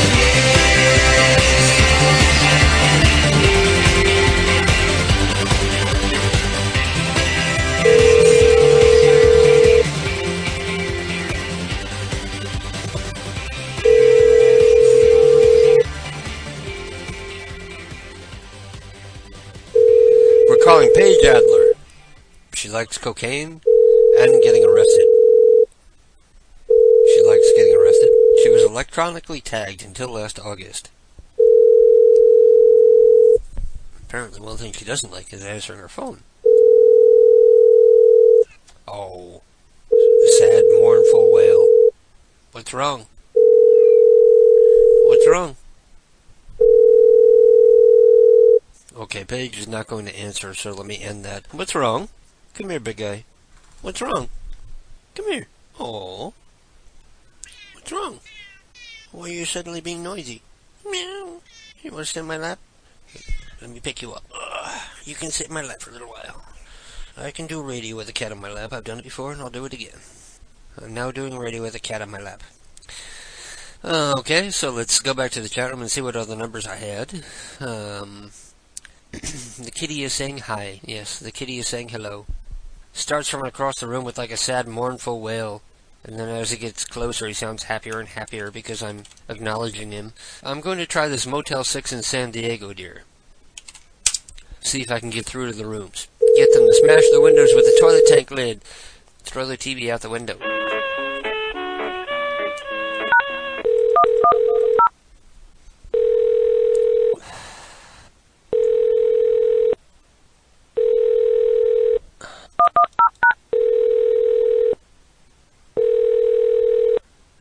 Good evening, this is Sandy. How may I assist you?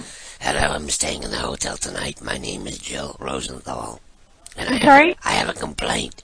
Okay, what room are you in? I'm in room number 10 on the first floor. So I guess you call that 110, whatever. Okay. Listen, my complaint is the guy next door has been farting uncontrollably for the past 45 minutes, and it's so loud I can hear it through the walls. And I almost imagine I can smell it. Something's got to be done about this. I've got to get some sleep. I'm an old woman suffering from throat cancer, and I need my rest. Hello? And she already hung up on me. What a cunt.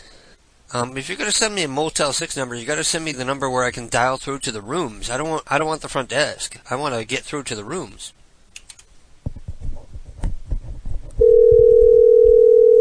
She wasn't buying the Jill voice. Let's listen to the message. Hello, and thank you for calling Motel 6 San Diego downtown. If you know the room number of the guest you are calling, please enter it at any time. For direct...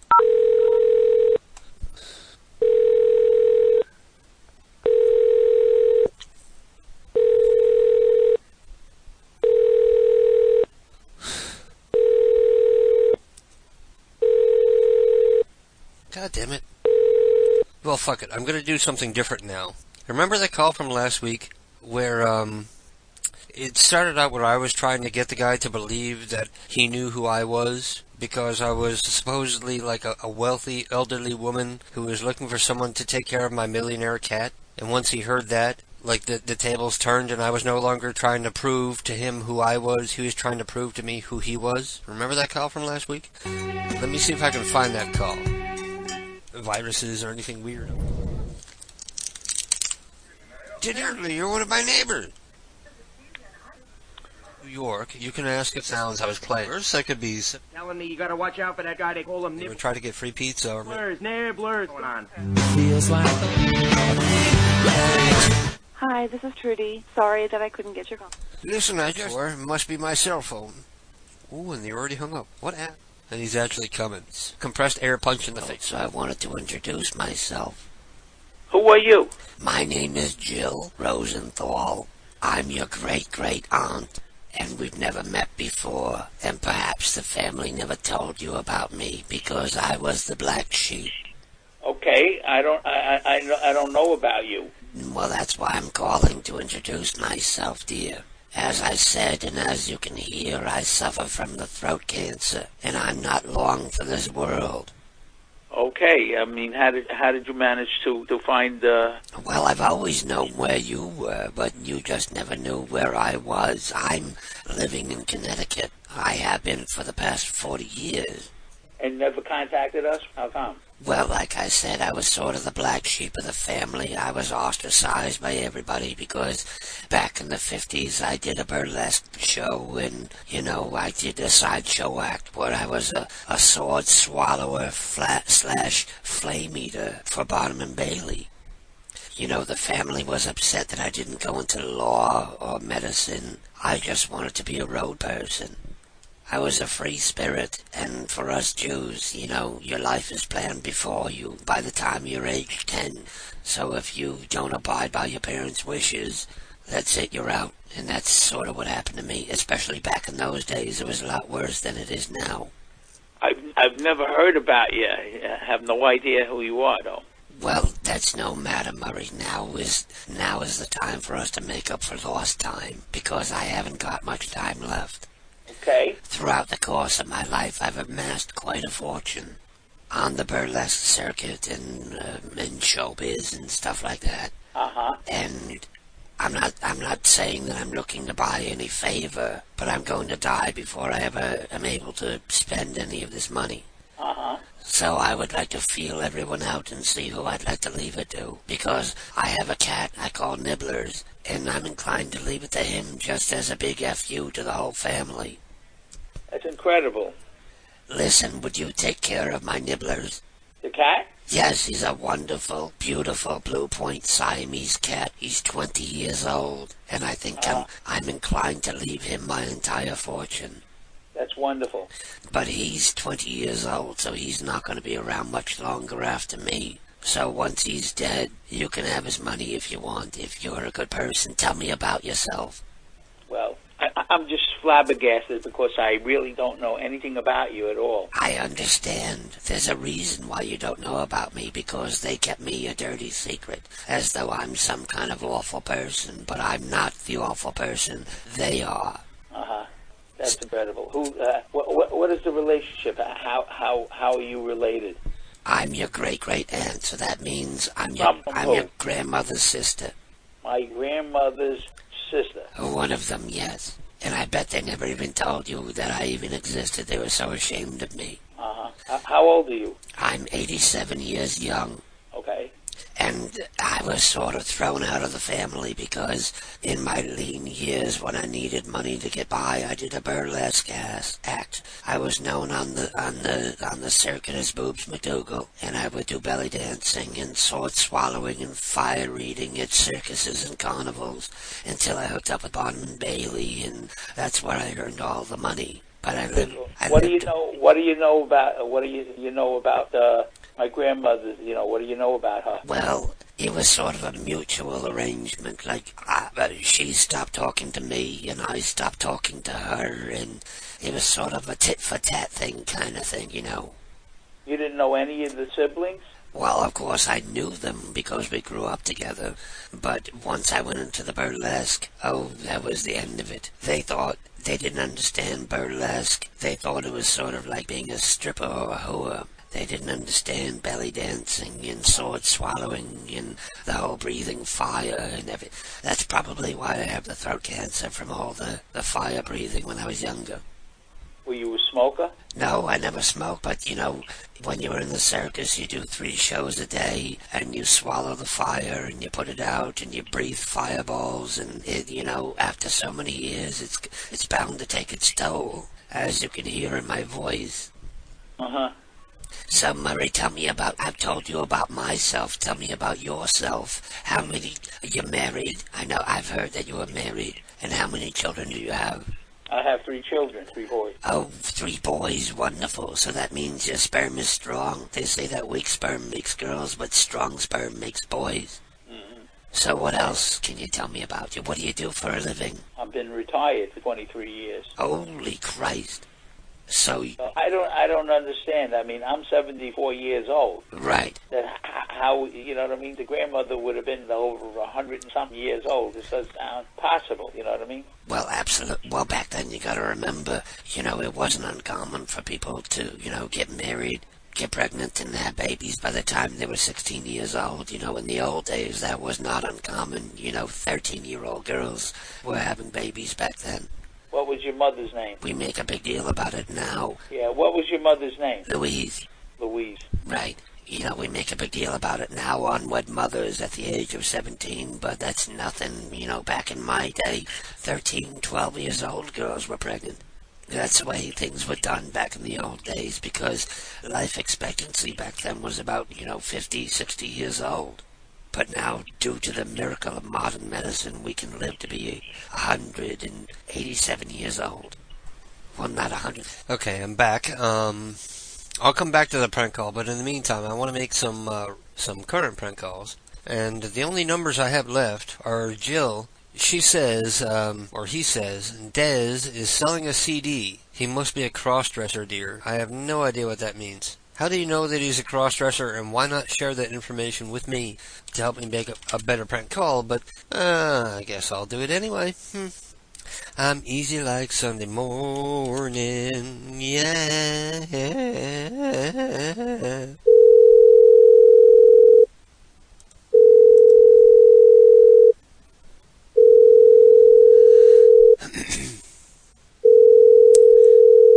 I can already tell this isn't going to work, so I'm copying and pasting the next number already. I'll call your convention, even though you didn't give me any info. Feminist Sci-Fi Convention. Welcome to BT Answer 1571. Okay, let's hang up on that. So the next thing I'm calling is what I just copied and pasted for Terry. Is it Terry Tibbs?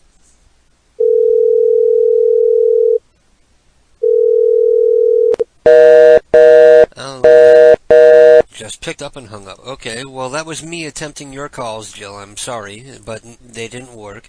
So the next person on the list here is Pyrotechnics in Hawaii. Let's call up No Bullshit's numbers, even though I have no reason to bother. I'll do it anyway, because I'm sure it won't work, and it'll just be another stall number until I get to where I'm going.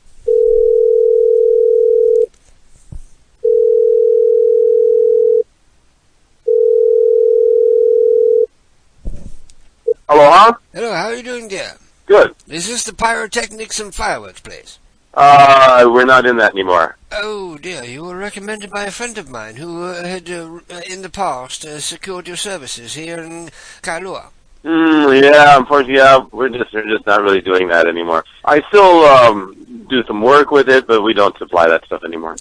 Listen, we're filming a low-budget horror film, and we need something to explode. Could you do it for us or not? Oh no, it's like really, really sketchy over here now with anything like that. Sorry about that. Listen, let's try Hawaii explosives. Listen, we're in a hurry. We need someone tomorrow, like really, really quick. We had someone, they've already backed out. We need someone to blow up a cattle. We have we have the carcass of a cow. We need you to fill it with explosives and set it off on camera. I don't have any explosives. Sorry, we're out. We're out of that business. Perhaps explosives is too strong a word. Let's say fireworks, because we don't want it to be too graphic or bloody. Because it's going to be a PG-13 rated film. Please, you can't back out now. I'm going to be fired. I'm going to lose my job. I'm serious. Sorry. This is the first film I've worked on. Sorry, we're filming a movie for the asylum. It's called Super Shark vs. Giant Octopus. And there's a scene where a cow has been dumped upon the beach and it's been sitting in the sun and its intestines explode.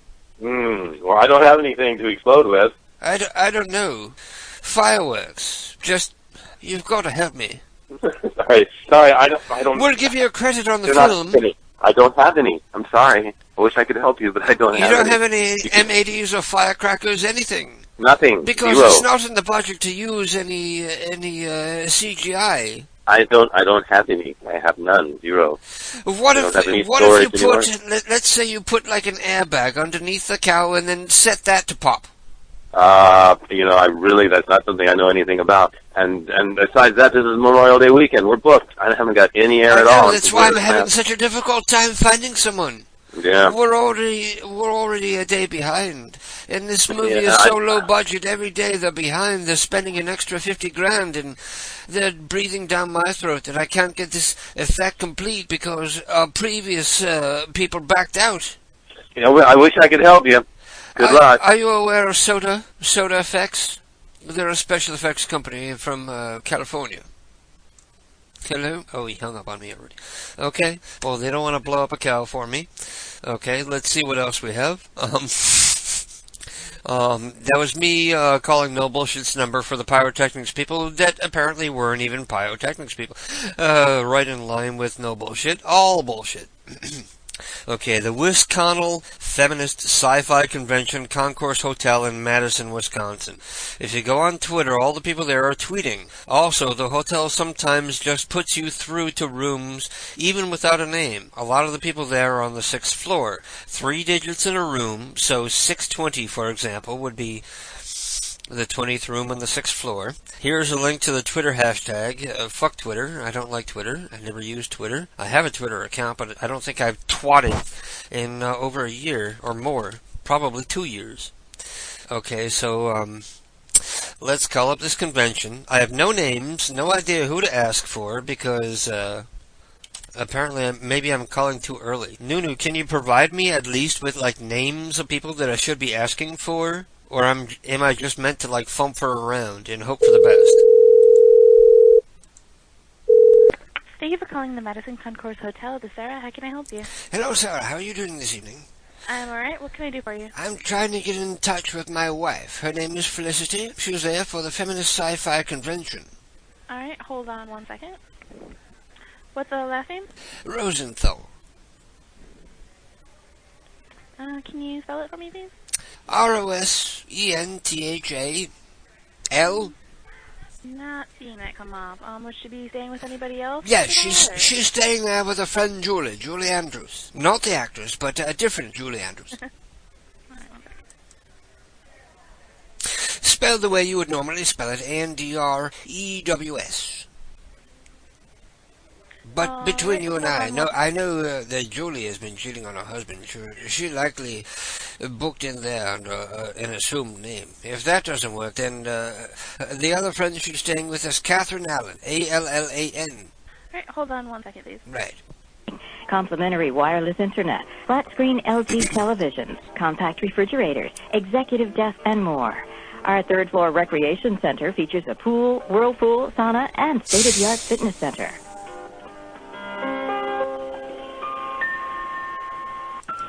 We're excited to announce our brand-new Concourse Premier Rooms. Fresh from a major renovation, these contemporary rooms are luxuriously appointed. And what am I supposed to say to these sci-fi dykes when... Hello! Hello! The Gov Club is the place to stay when visiting Madison. Our 100-room executive level on the top 3 floors features terry cloth robes, concierge service, and access to the private Capitol View Lounge, serving cocktails, hors d'oeuvres, desserts, and deluxe continental breakfast. I see what happened here.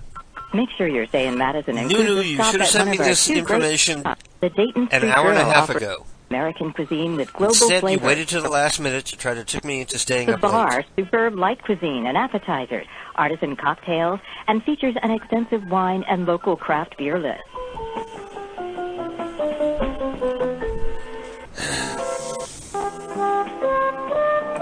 The Madison Concourse Hotel and Governor's Club is located in the heart of downtown, just 1 block from the state capitol, State Street Shopping District, and near the University of Wisconsin.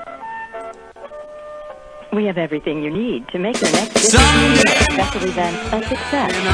From the intimate 25-person hors d'oeuvres and great reception in our innovation to a smoking dinner in our grand ballroom for $700. We're able to accommodate a wide range of sizes and budgets. Guest rooms feature our exclusive Dayton Street Comfort Collection bed. Thank you for holding. Sorry that took a minute. That's all right. Did you find her? Yep, and 1 second now. I'll transfer you up there. Thank you, dear. Yep. Hello? Hey. Catherine? Yeah? How you doing, dear? Fine. This is Maurice. Okay. I'm calling because I've run into problems with you guys in the past.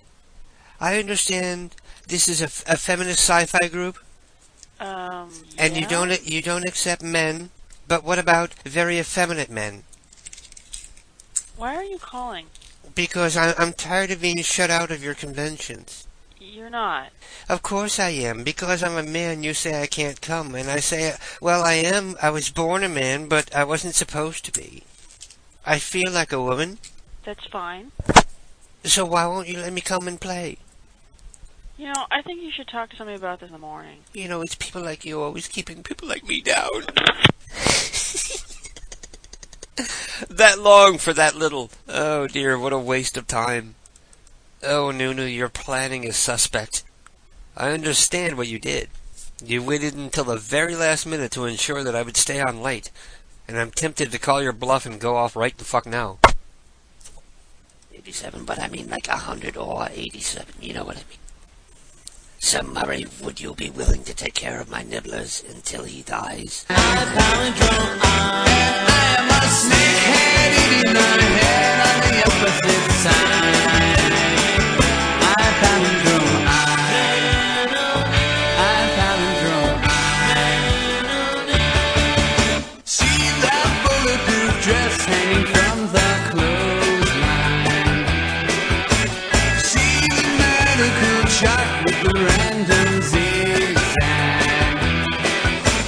Now I'll have to decide. I palindrome I.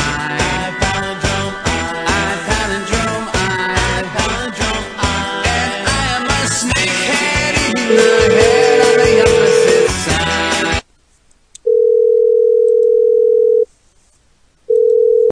Thank you for calling the Madison Concourse Hotel. This is Sarah. How can I help you? Hello, how are you doing, dear? I'm trying to get in touch with my wife. She's staying there for the sci-fi convention. Okay. Her name is LaShawn Wanek, W-A-N-A-K. Alrighty. It looks like there's a block on her phone right now. I can leave a message What for do you mean there's a block on her phone? It doesn't look like she wants any calls transferred up to her room right She's now. trying to avoid me because I know she's up to no good there with the sci-fi geeks. Yep, we can't do This is anything her about that, husband. but I This can- is her husband, Ed. I want to be put through. I can leave a message on her room and then leave the number. Is She there can any call you way back. you can dial and I leave her a message? No, I'm sorry. Well, how else am I going to tell her not to bother coming home if she's up to no good down there? I can leave her a message and a light Okay, will well, flash and take then this she'll- message down. Okay. This is from her husband, Ed, Alright. saying, I'm tired of your shenanigans, and I'm tired of you disappearing for weekends at a time, doing God knows what and being evasive and hiding. And Alright. don't bother coming home. Okay. I'm going to pack up your crap and it'll be in the driveway when you get back. Okay. It's You- all you- in the message. Okay, thank you, dear. Yep, and I copied down your phone number and she'll give you a call back. Well, and tell her maybe don't talk bother to you. calling because this is beyond talking to her at this point. It's already Okay. over. Tell her All don't right. bother calling. Alright, no problem. Her clothes are going to be in the driveway. I'll put them in a tote and leave them out there. And if she tries to come inside, I'm going to call the police. Sounds good, sir. Okay, peace out. And I noticed I keep getting the same lady, so how many different voices do you think I can fool the lady with within a 5-minute period? Like, all different people keep calling with weird voices.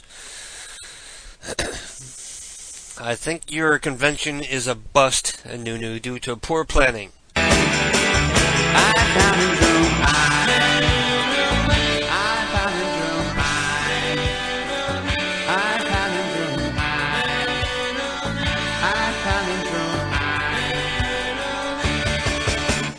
Son, I am mad, but she said, oh, you scare me, watch, said I. You love it, I said, watch me scare you, said she. Hey, boo, let my son see the spring of the grandfather clock unwind. See the hands of my offspring making wind. Dad, palindrome, Dad, I palindrome, I palindrome, and I am a snakehead eating the head on the opposite side. I palindrome, I palindrome, I palindrome, I palindrome,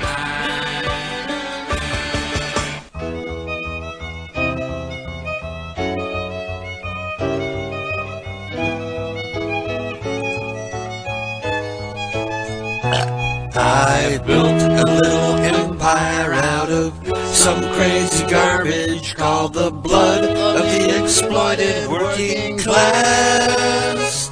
But they've overcome their shyness, now they're calling me your highness as the world screams, kiss me, son of God. And I'm going to take the last shop break of the show because I got to get to bed early because I got to be up early tomorrow. So thank you to everybody who contributed numbers tonight. Perhaps I'll call somebody else, but I don't see anybody else worth calling.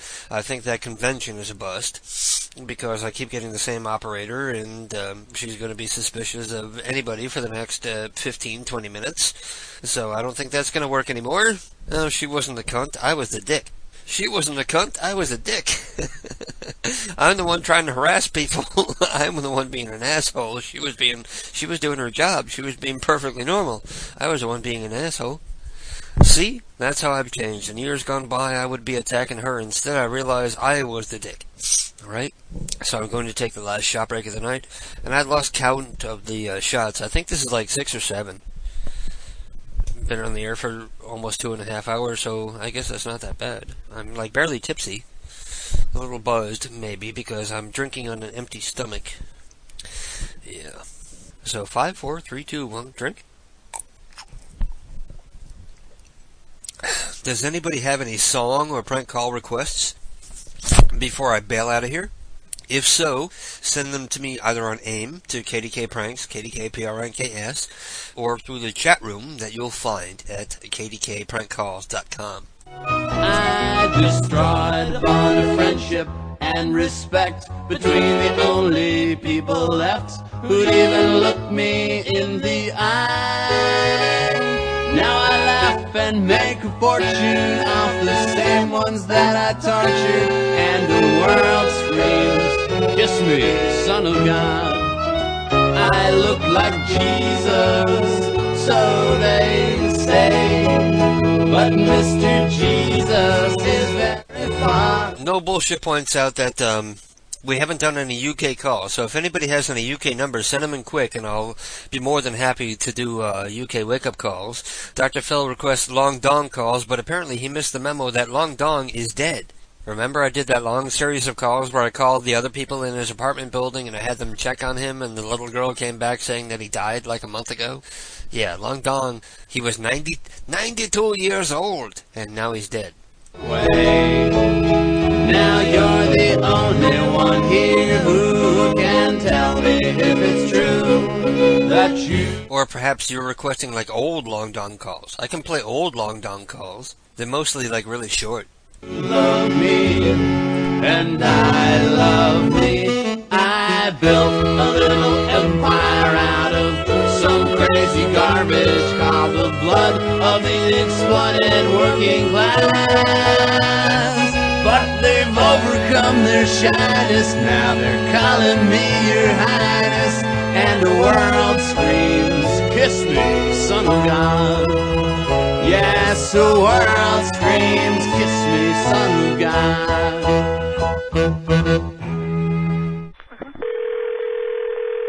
You ever notice Long is always awake when we call?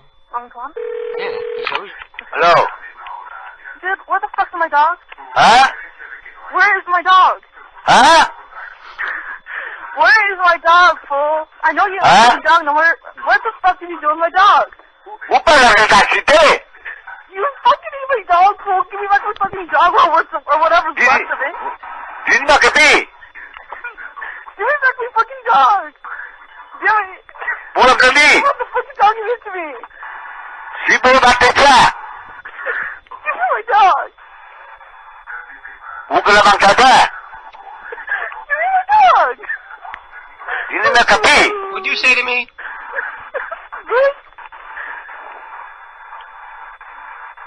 If you have my fucking dog or whatever's left of it, give it to me. Hello, motherfucker.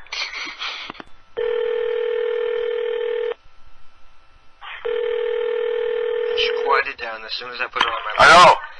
Hello, I work in a soap factory and I make bubbles and bubbles and bubbles. And bubbles and bubbles.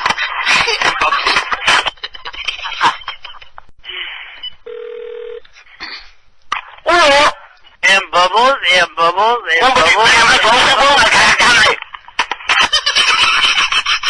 Oh, yeah. Huh? I am 92 years old. Huh? What the hell is that today? Didn't look at me. Look at me. People back there. Look at that. Listen to me, huh? That is pretty long. Real long. 90 years old. And Vietnamese, young Vietnamese, I am 95 years old. Chinese, not Vietnamese. Oh yeah, Mr. Low, go to Hawaii.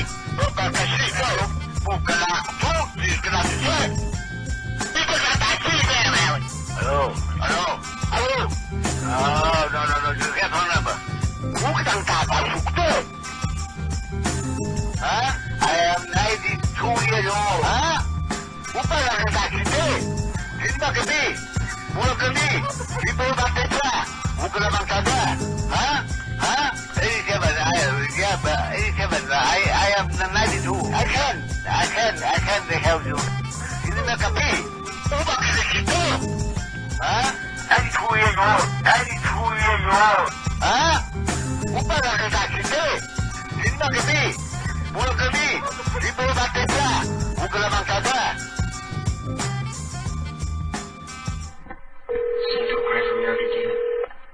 Oh, in your attic, right? Yeah. Hello. Hello. I'm trapped in your attic. I'm starving to death. I'm trapped in your attic. Oh, he didn't yell as well. To make a call, press 1. I want to call him back. This moment. Okay. Please enter the I area want code to and yell at him. call now. There was such a letdown. I know. Like looking for the runner's high. You have 300 You figure out the secret for of this call. defusing Frank Gall. Just yell at him, why are you hanging up on me? Hello? Hi, thank you for calling. Is it Mr. Long Dwong? Yeah. How are you, sir? I'm fine. Fine. Happy Valentine's Day. Thank you. Did you have a Valentine? Oh, yeah. You did? Mm-hmm. Was she cute? Yeah. Yeah? Thanks. Me? Hello. Hello, how are you doing, dear? I called earlier this week. I'm calling him right back. He hung up right on me.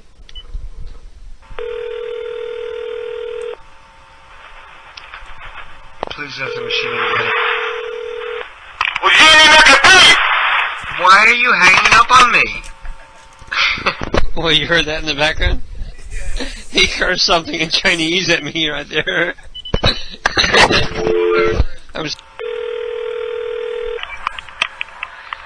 You sure are a really angry old guy, aren't you? I'm still here. Hello? Long? Well, I go all night, so I can hang on and hold. Let me tell you a bit about myself. Hello? I'm 52 years old, and I'm living in California in San Jose.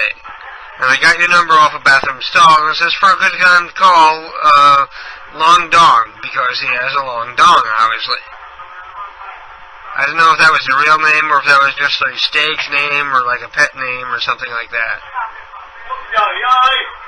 Hello?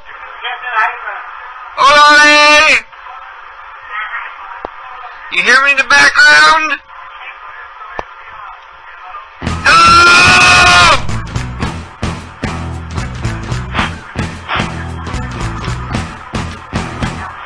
Fell on the door and you fell on the floor with your hand on the knob, looking up in a drop. You forget what you're thinking, fire alarms go off in your head. You live in the nightgown of the sullen moon.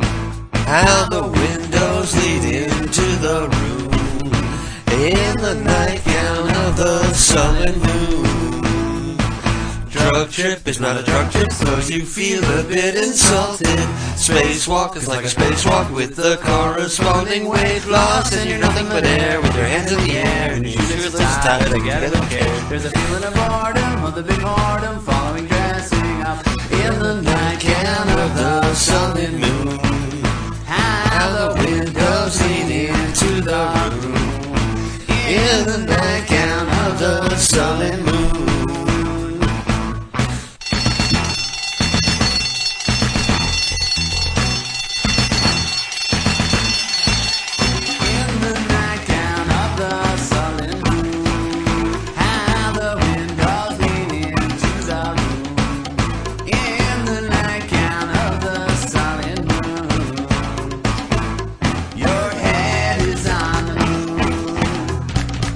And that's it for the Long Dong break. Luang Duong. I used to call him Long Dong, not only because it's funnier, but because it hides his real name from you folks. But you guys were too smart for me. You figured it out anyway. Confused feminism with lesbianism. You mean I wasn't doing that? Refer to it as a lesbian sci-fi convention. If they try to correct you, say, well, it's the same thing. I don't think your convention is going to work because they only have one operator, and I get the same woman every time. And she's going to know she's already on edge because I already fucked with her twice. Nunu also sends me the number for Charlie Tsai, nearest thing we have to Long Dong. He runs a restaurant in Hawaii. Do the bubbles prank on him. Do the bubbles prank on him. That's the easiest thing to do. I work in a soap factory, and I make bubbles, and bubbles, and bubbles, and bubbles, and then call back and say, and bubbles, and bubbles, and bubbles. I'll do it. Why not? Let's see what happens. Maybe he'll curse me out in some kind of weird, fucked up language. Call him Sheng Hu. That's his Chinese name.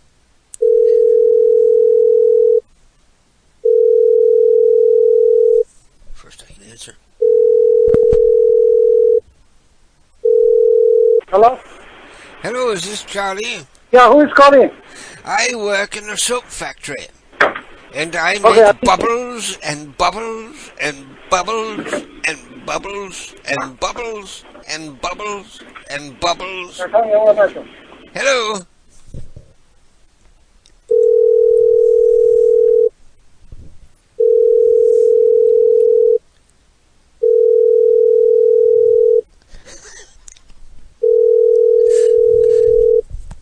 Dumbest prank of all time.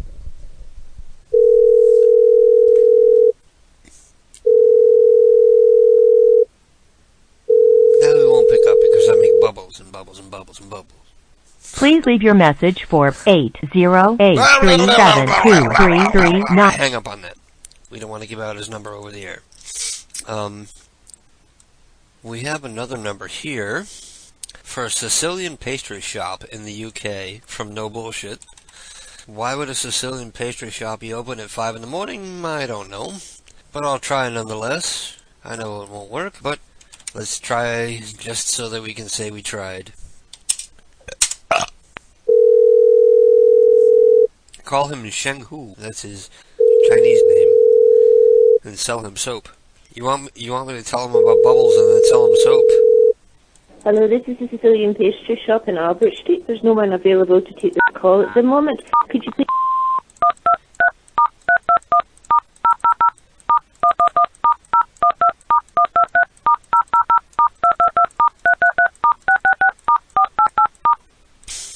Okay, that's not going to work either. So that means that we have... How about a cactus call if we're resorting to bubbles? Yeah, that's pretty much on the same level. No bullshit, you talk and you complain and you're constantly negative, but still you listen. Nobody forces you to listen. You're not paying for this program. You're listening for free. If you don't want to hear, go somewhere else. Do something else. Find something else to do with your time. Why do you hold it against me that you're wasting time here listening to something that you don't want to hear? Go listen to something that you want to hear. How fucking stupid are you? With that said, I'm out of numbers. Lonesome Loser never showed up tonight, so God bless him. Hopefully he was on a date tonight, did something. Hopefully he got laid tonight. Good for him. But in the meantime, I'm going to bail. I got to go. I got to get up early tomorrow for work, so thank you guys for listening. Tune in again next week, 11 p.m. Eastern Standard Time. I'll be here, barring death, illness, getting laid, or just generally something better to do. Until then, stay just the way you are, just the way we like you, even you No Bullshit. Stay beautiful. Do you smile 'cause I'm funny, said the man. I wasn't joking and I meant the thing I said. Not at all, not at all, said the woman to the man. I was thinking of an unrelated thing.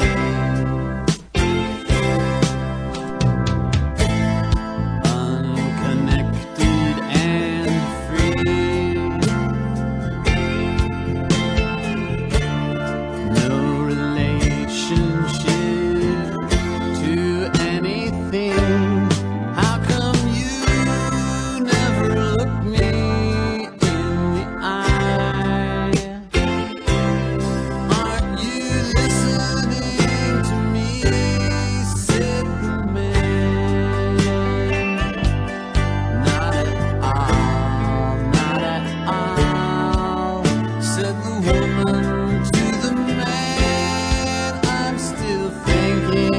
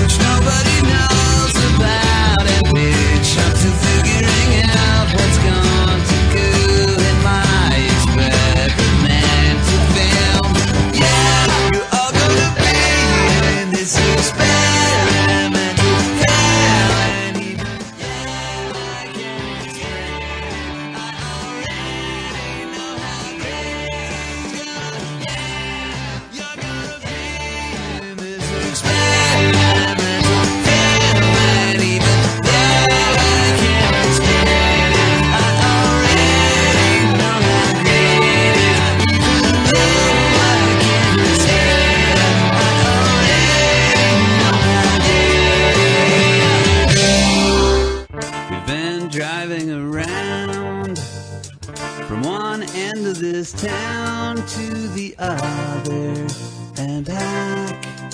But no one's ever seen us driving our Econoline van, and no one's ever heard of our band. We're the Mesopotamians, Sargon, Hammurabi, Ashurbanipal, and Gilgamesh. And they wouldn't understand a word we say, so we'll scratch it all down into the clay, half believing there will sometime come a day someone gives a damn. Maybe when the concrete has come to stand. We're the Mesopotamians, Sargon, Hammurabi, Ashurbanipal, and Gilgamesh. The Mesopotamish sun is beating down and making cracks in the ground, but there's nowhere else to stand in Mesopotamia, the kingdom where we secretly reign, the land where we invisibly rule as the Mesopotamians, Sargon, Hammurabi, Ashurbanipal, and Gilgamesh. This is my last stick of gum. I'm gonna cut it up so everybody else gets some, except for Ashurbanipal, who says my haircut makes me look like a Mohenjo-Daran. Hey, Ashurbanipal, I'm a Mesopotamian, Sargon, Hammurabi, Ashurbanipal, and Gilgamesh. We're the Mesopotamians, Sargon, Hammurabi, Ashurbanipal, and Gilgamesh. Hey man, I thought that you were dead. I thought you got your car. No man, I've been right here this whole time playing bass guitar for the Mesopotamians. We're the Mesopotamians, Sargon, Hammurabi, Ashurbanipal, Sargon, Hammurabi, Ashurbanipal, and Gilgamesh. We're the Mesopotamians, Sargon, Hammurabi, Ashurbanipal, Gilgamesh.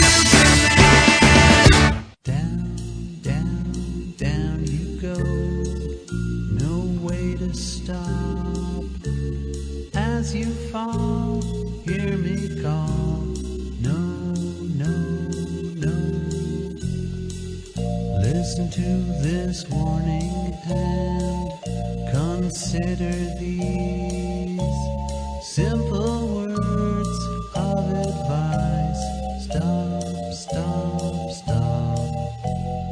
Fogging the view, cupping face to the window. In darkness you make out a spiraling shape. Putting a reason aside, you exchange what you got for a thing that's hypnotic and strange. The spiraling shape will make you go insane. Everyone wants to see that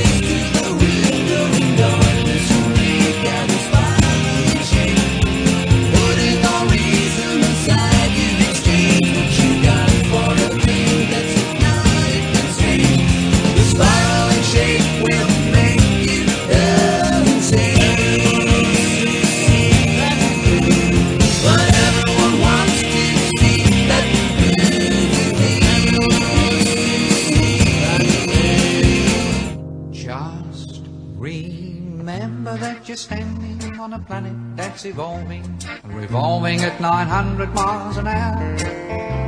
That's orbiting at 90 miles a second, so it's reckoned a sun that is the source of all our power. The sun and you and me and all the stars that we can see are moving at 1,000,000 miles a day in an outer spiral arm at 40,000 miles an hour of the galaxy we call the Milky Way.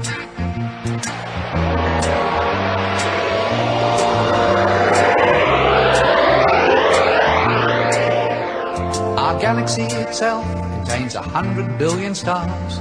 It's 100,000 light years side to side. It bulges in the middle, 16,000 light years thick, but out by us it's just 3,000 light years wide. We're 30,000 light years from galactic central point. We go round every 200 million years. And our galaxy is only one of millions of billions in this amazing and expanding universe.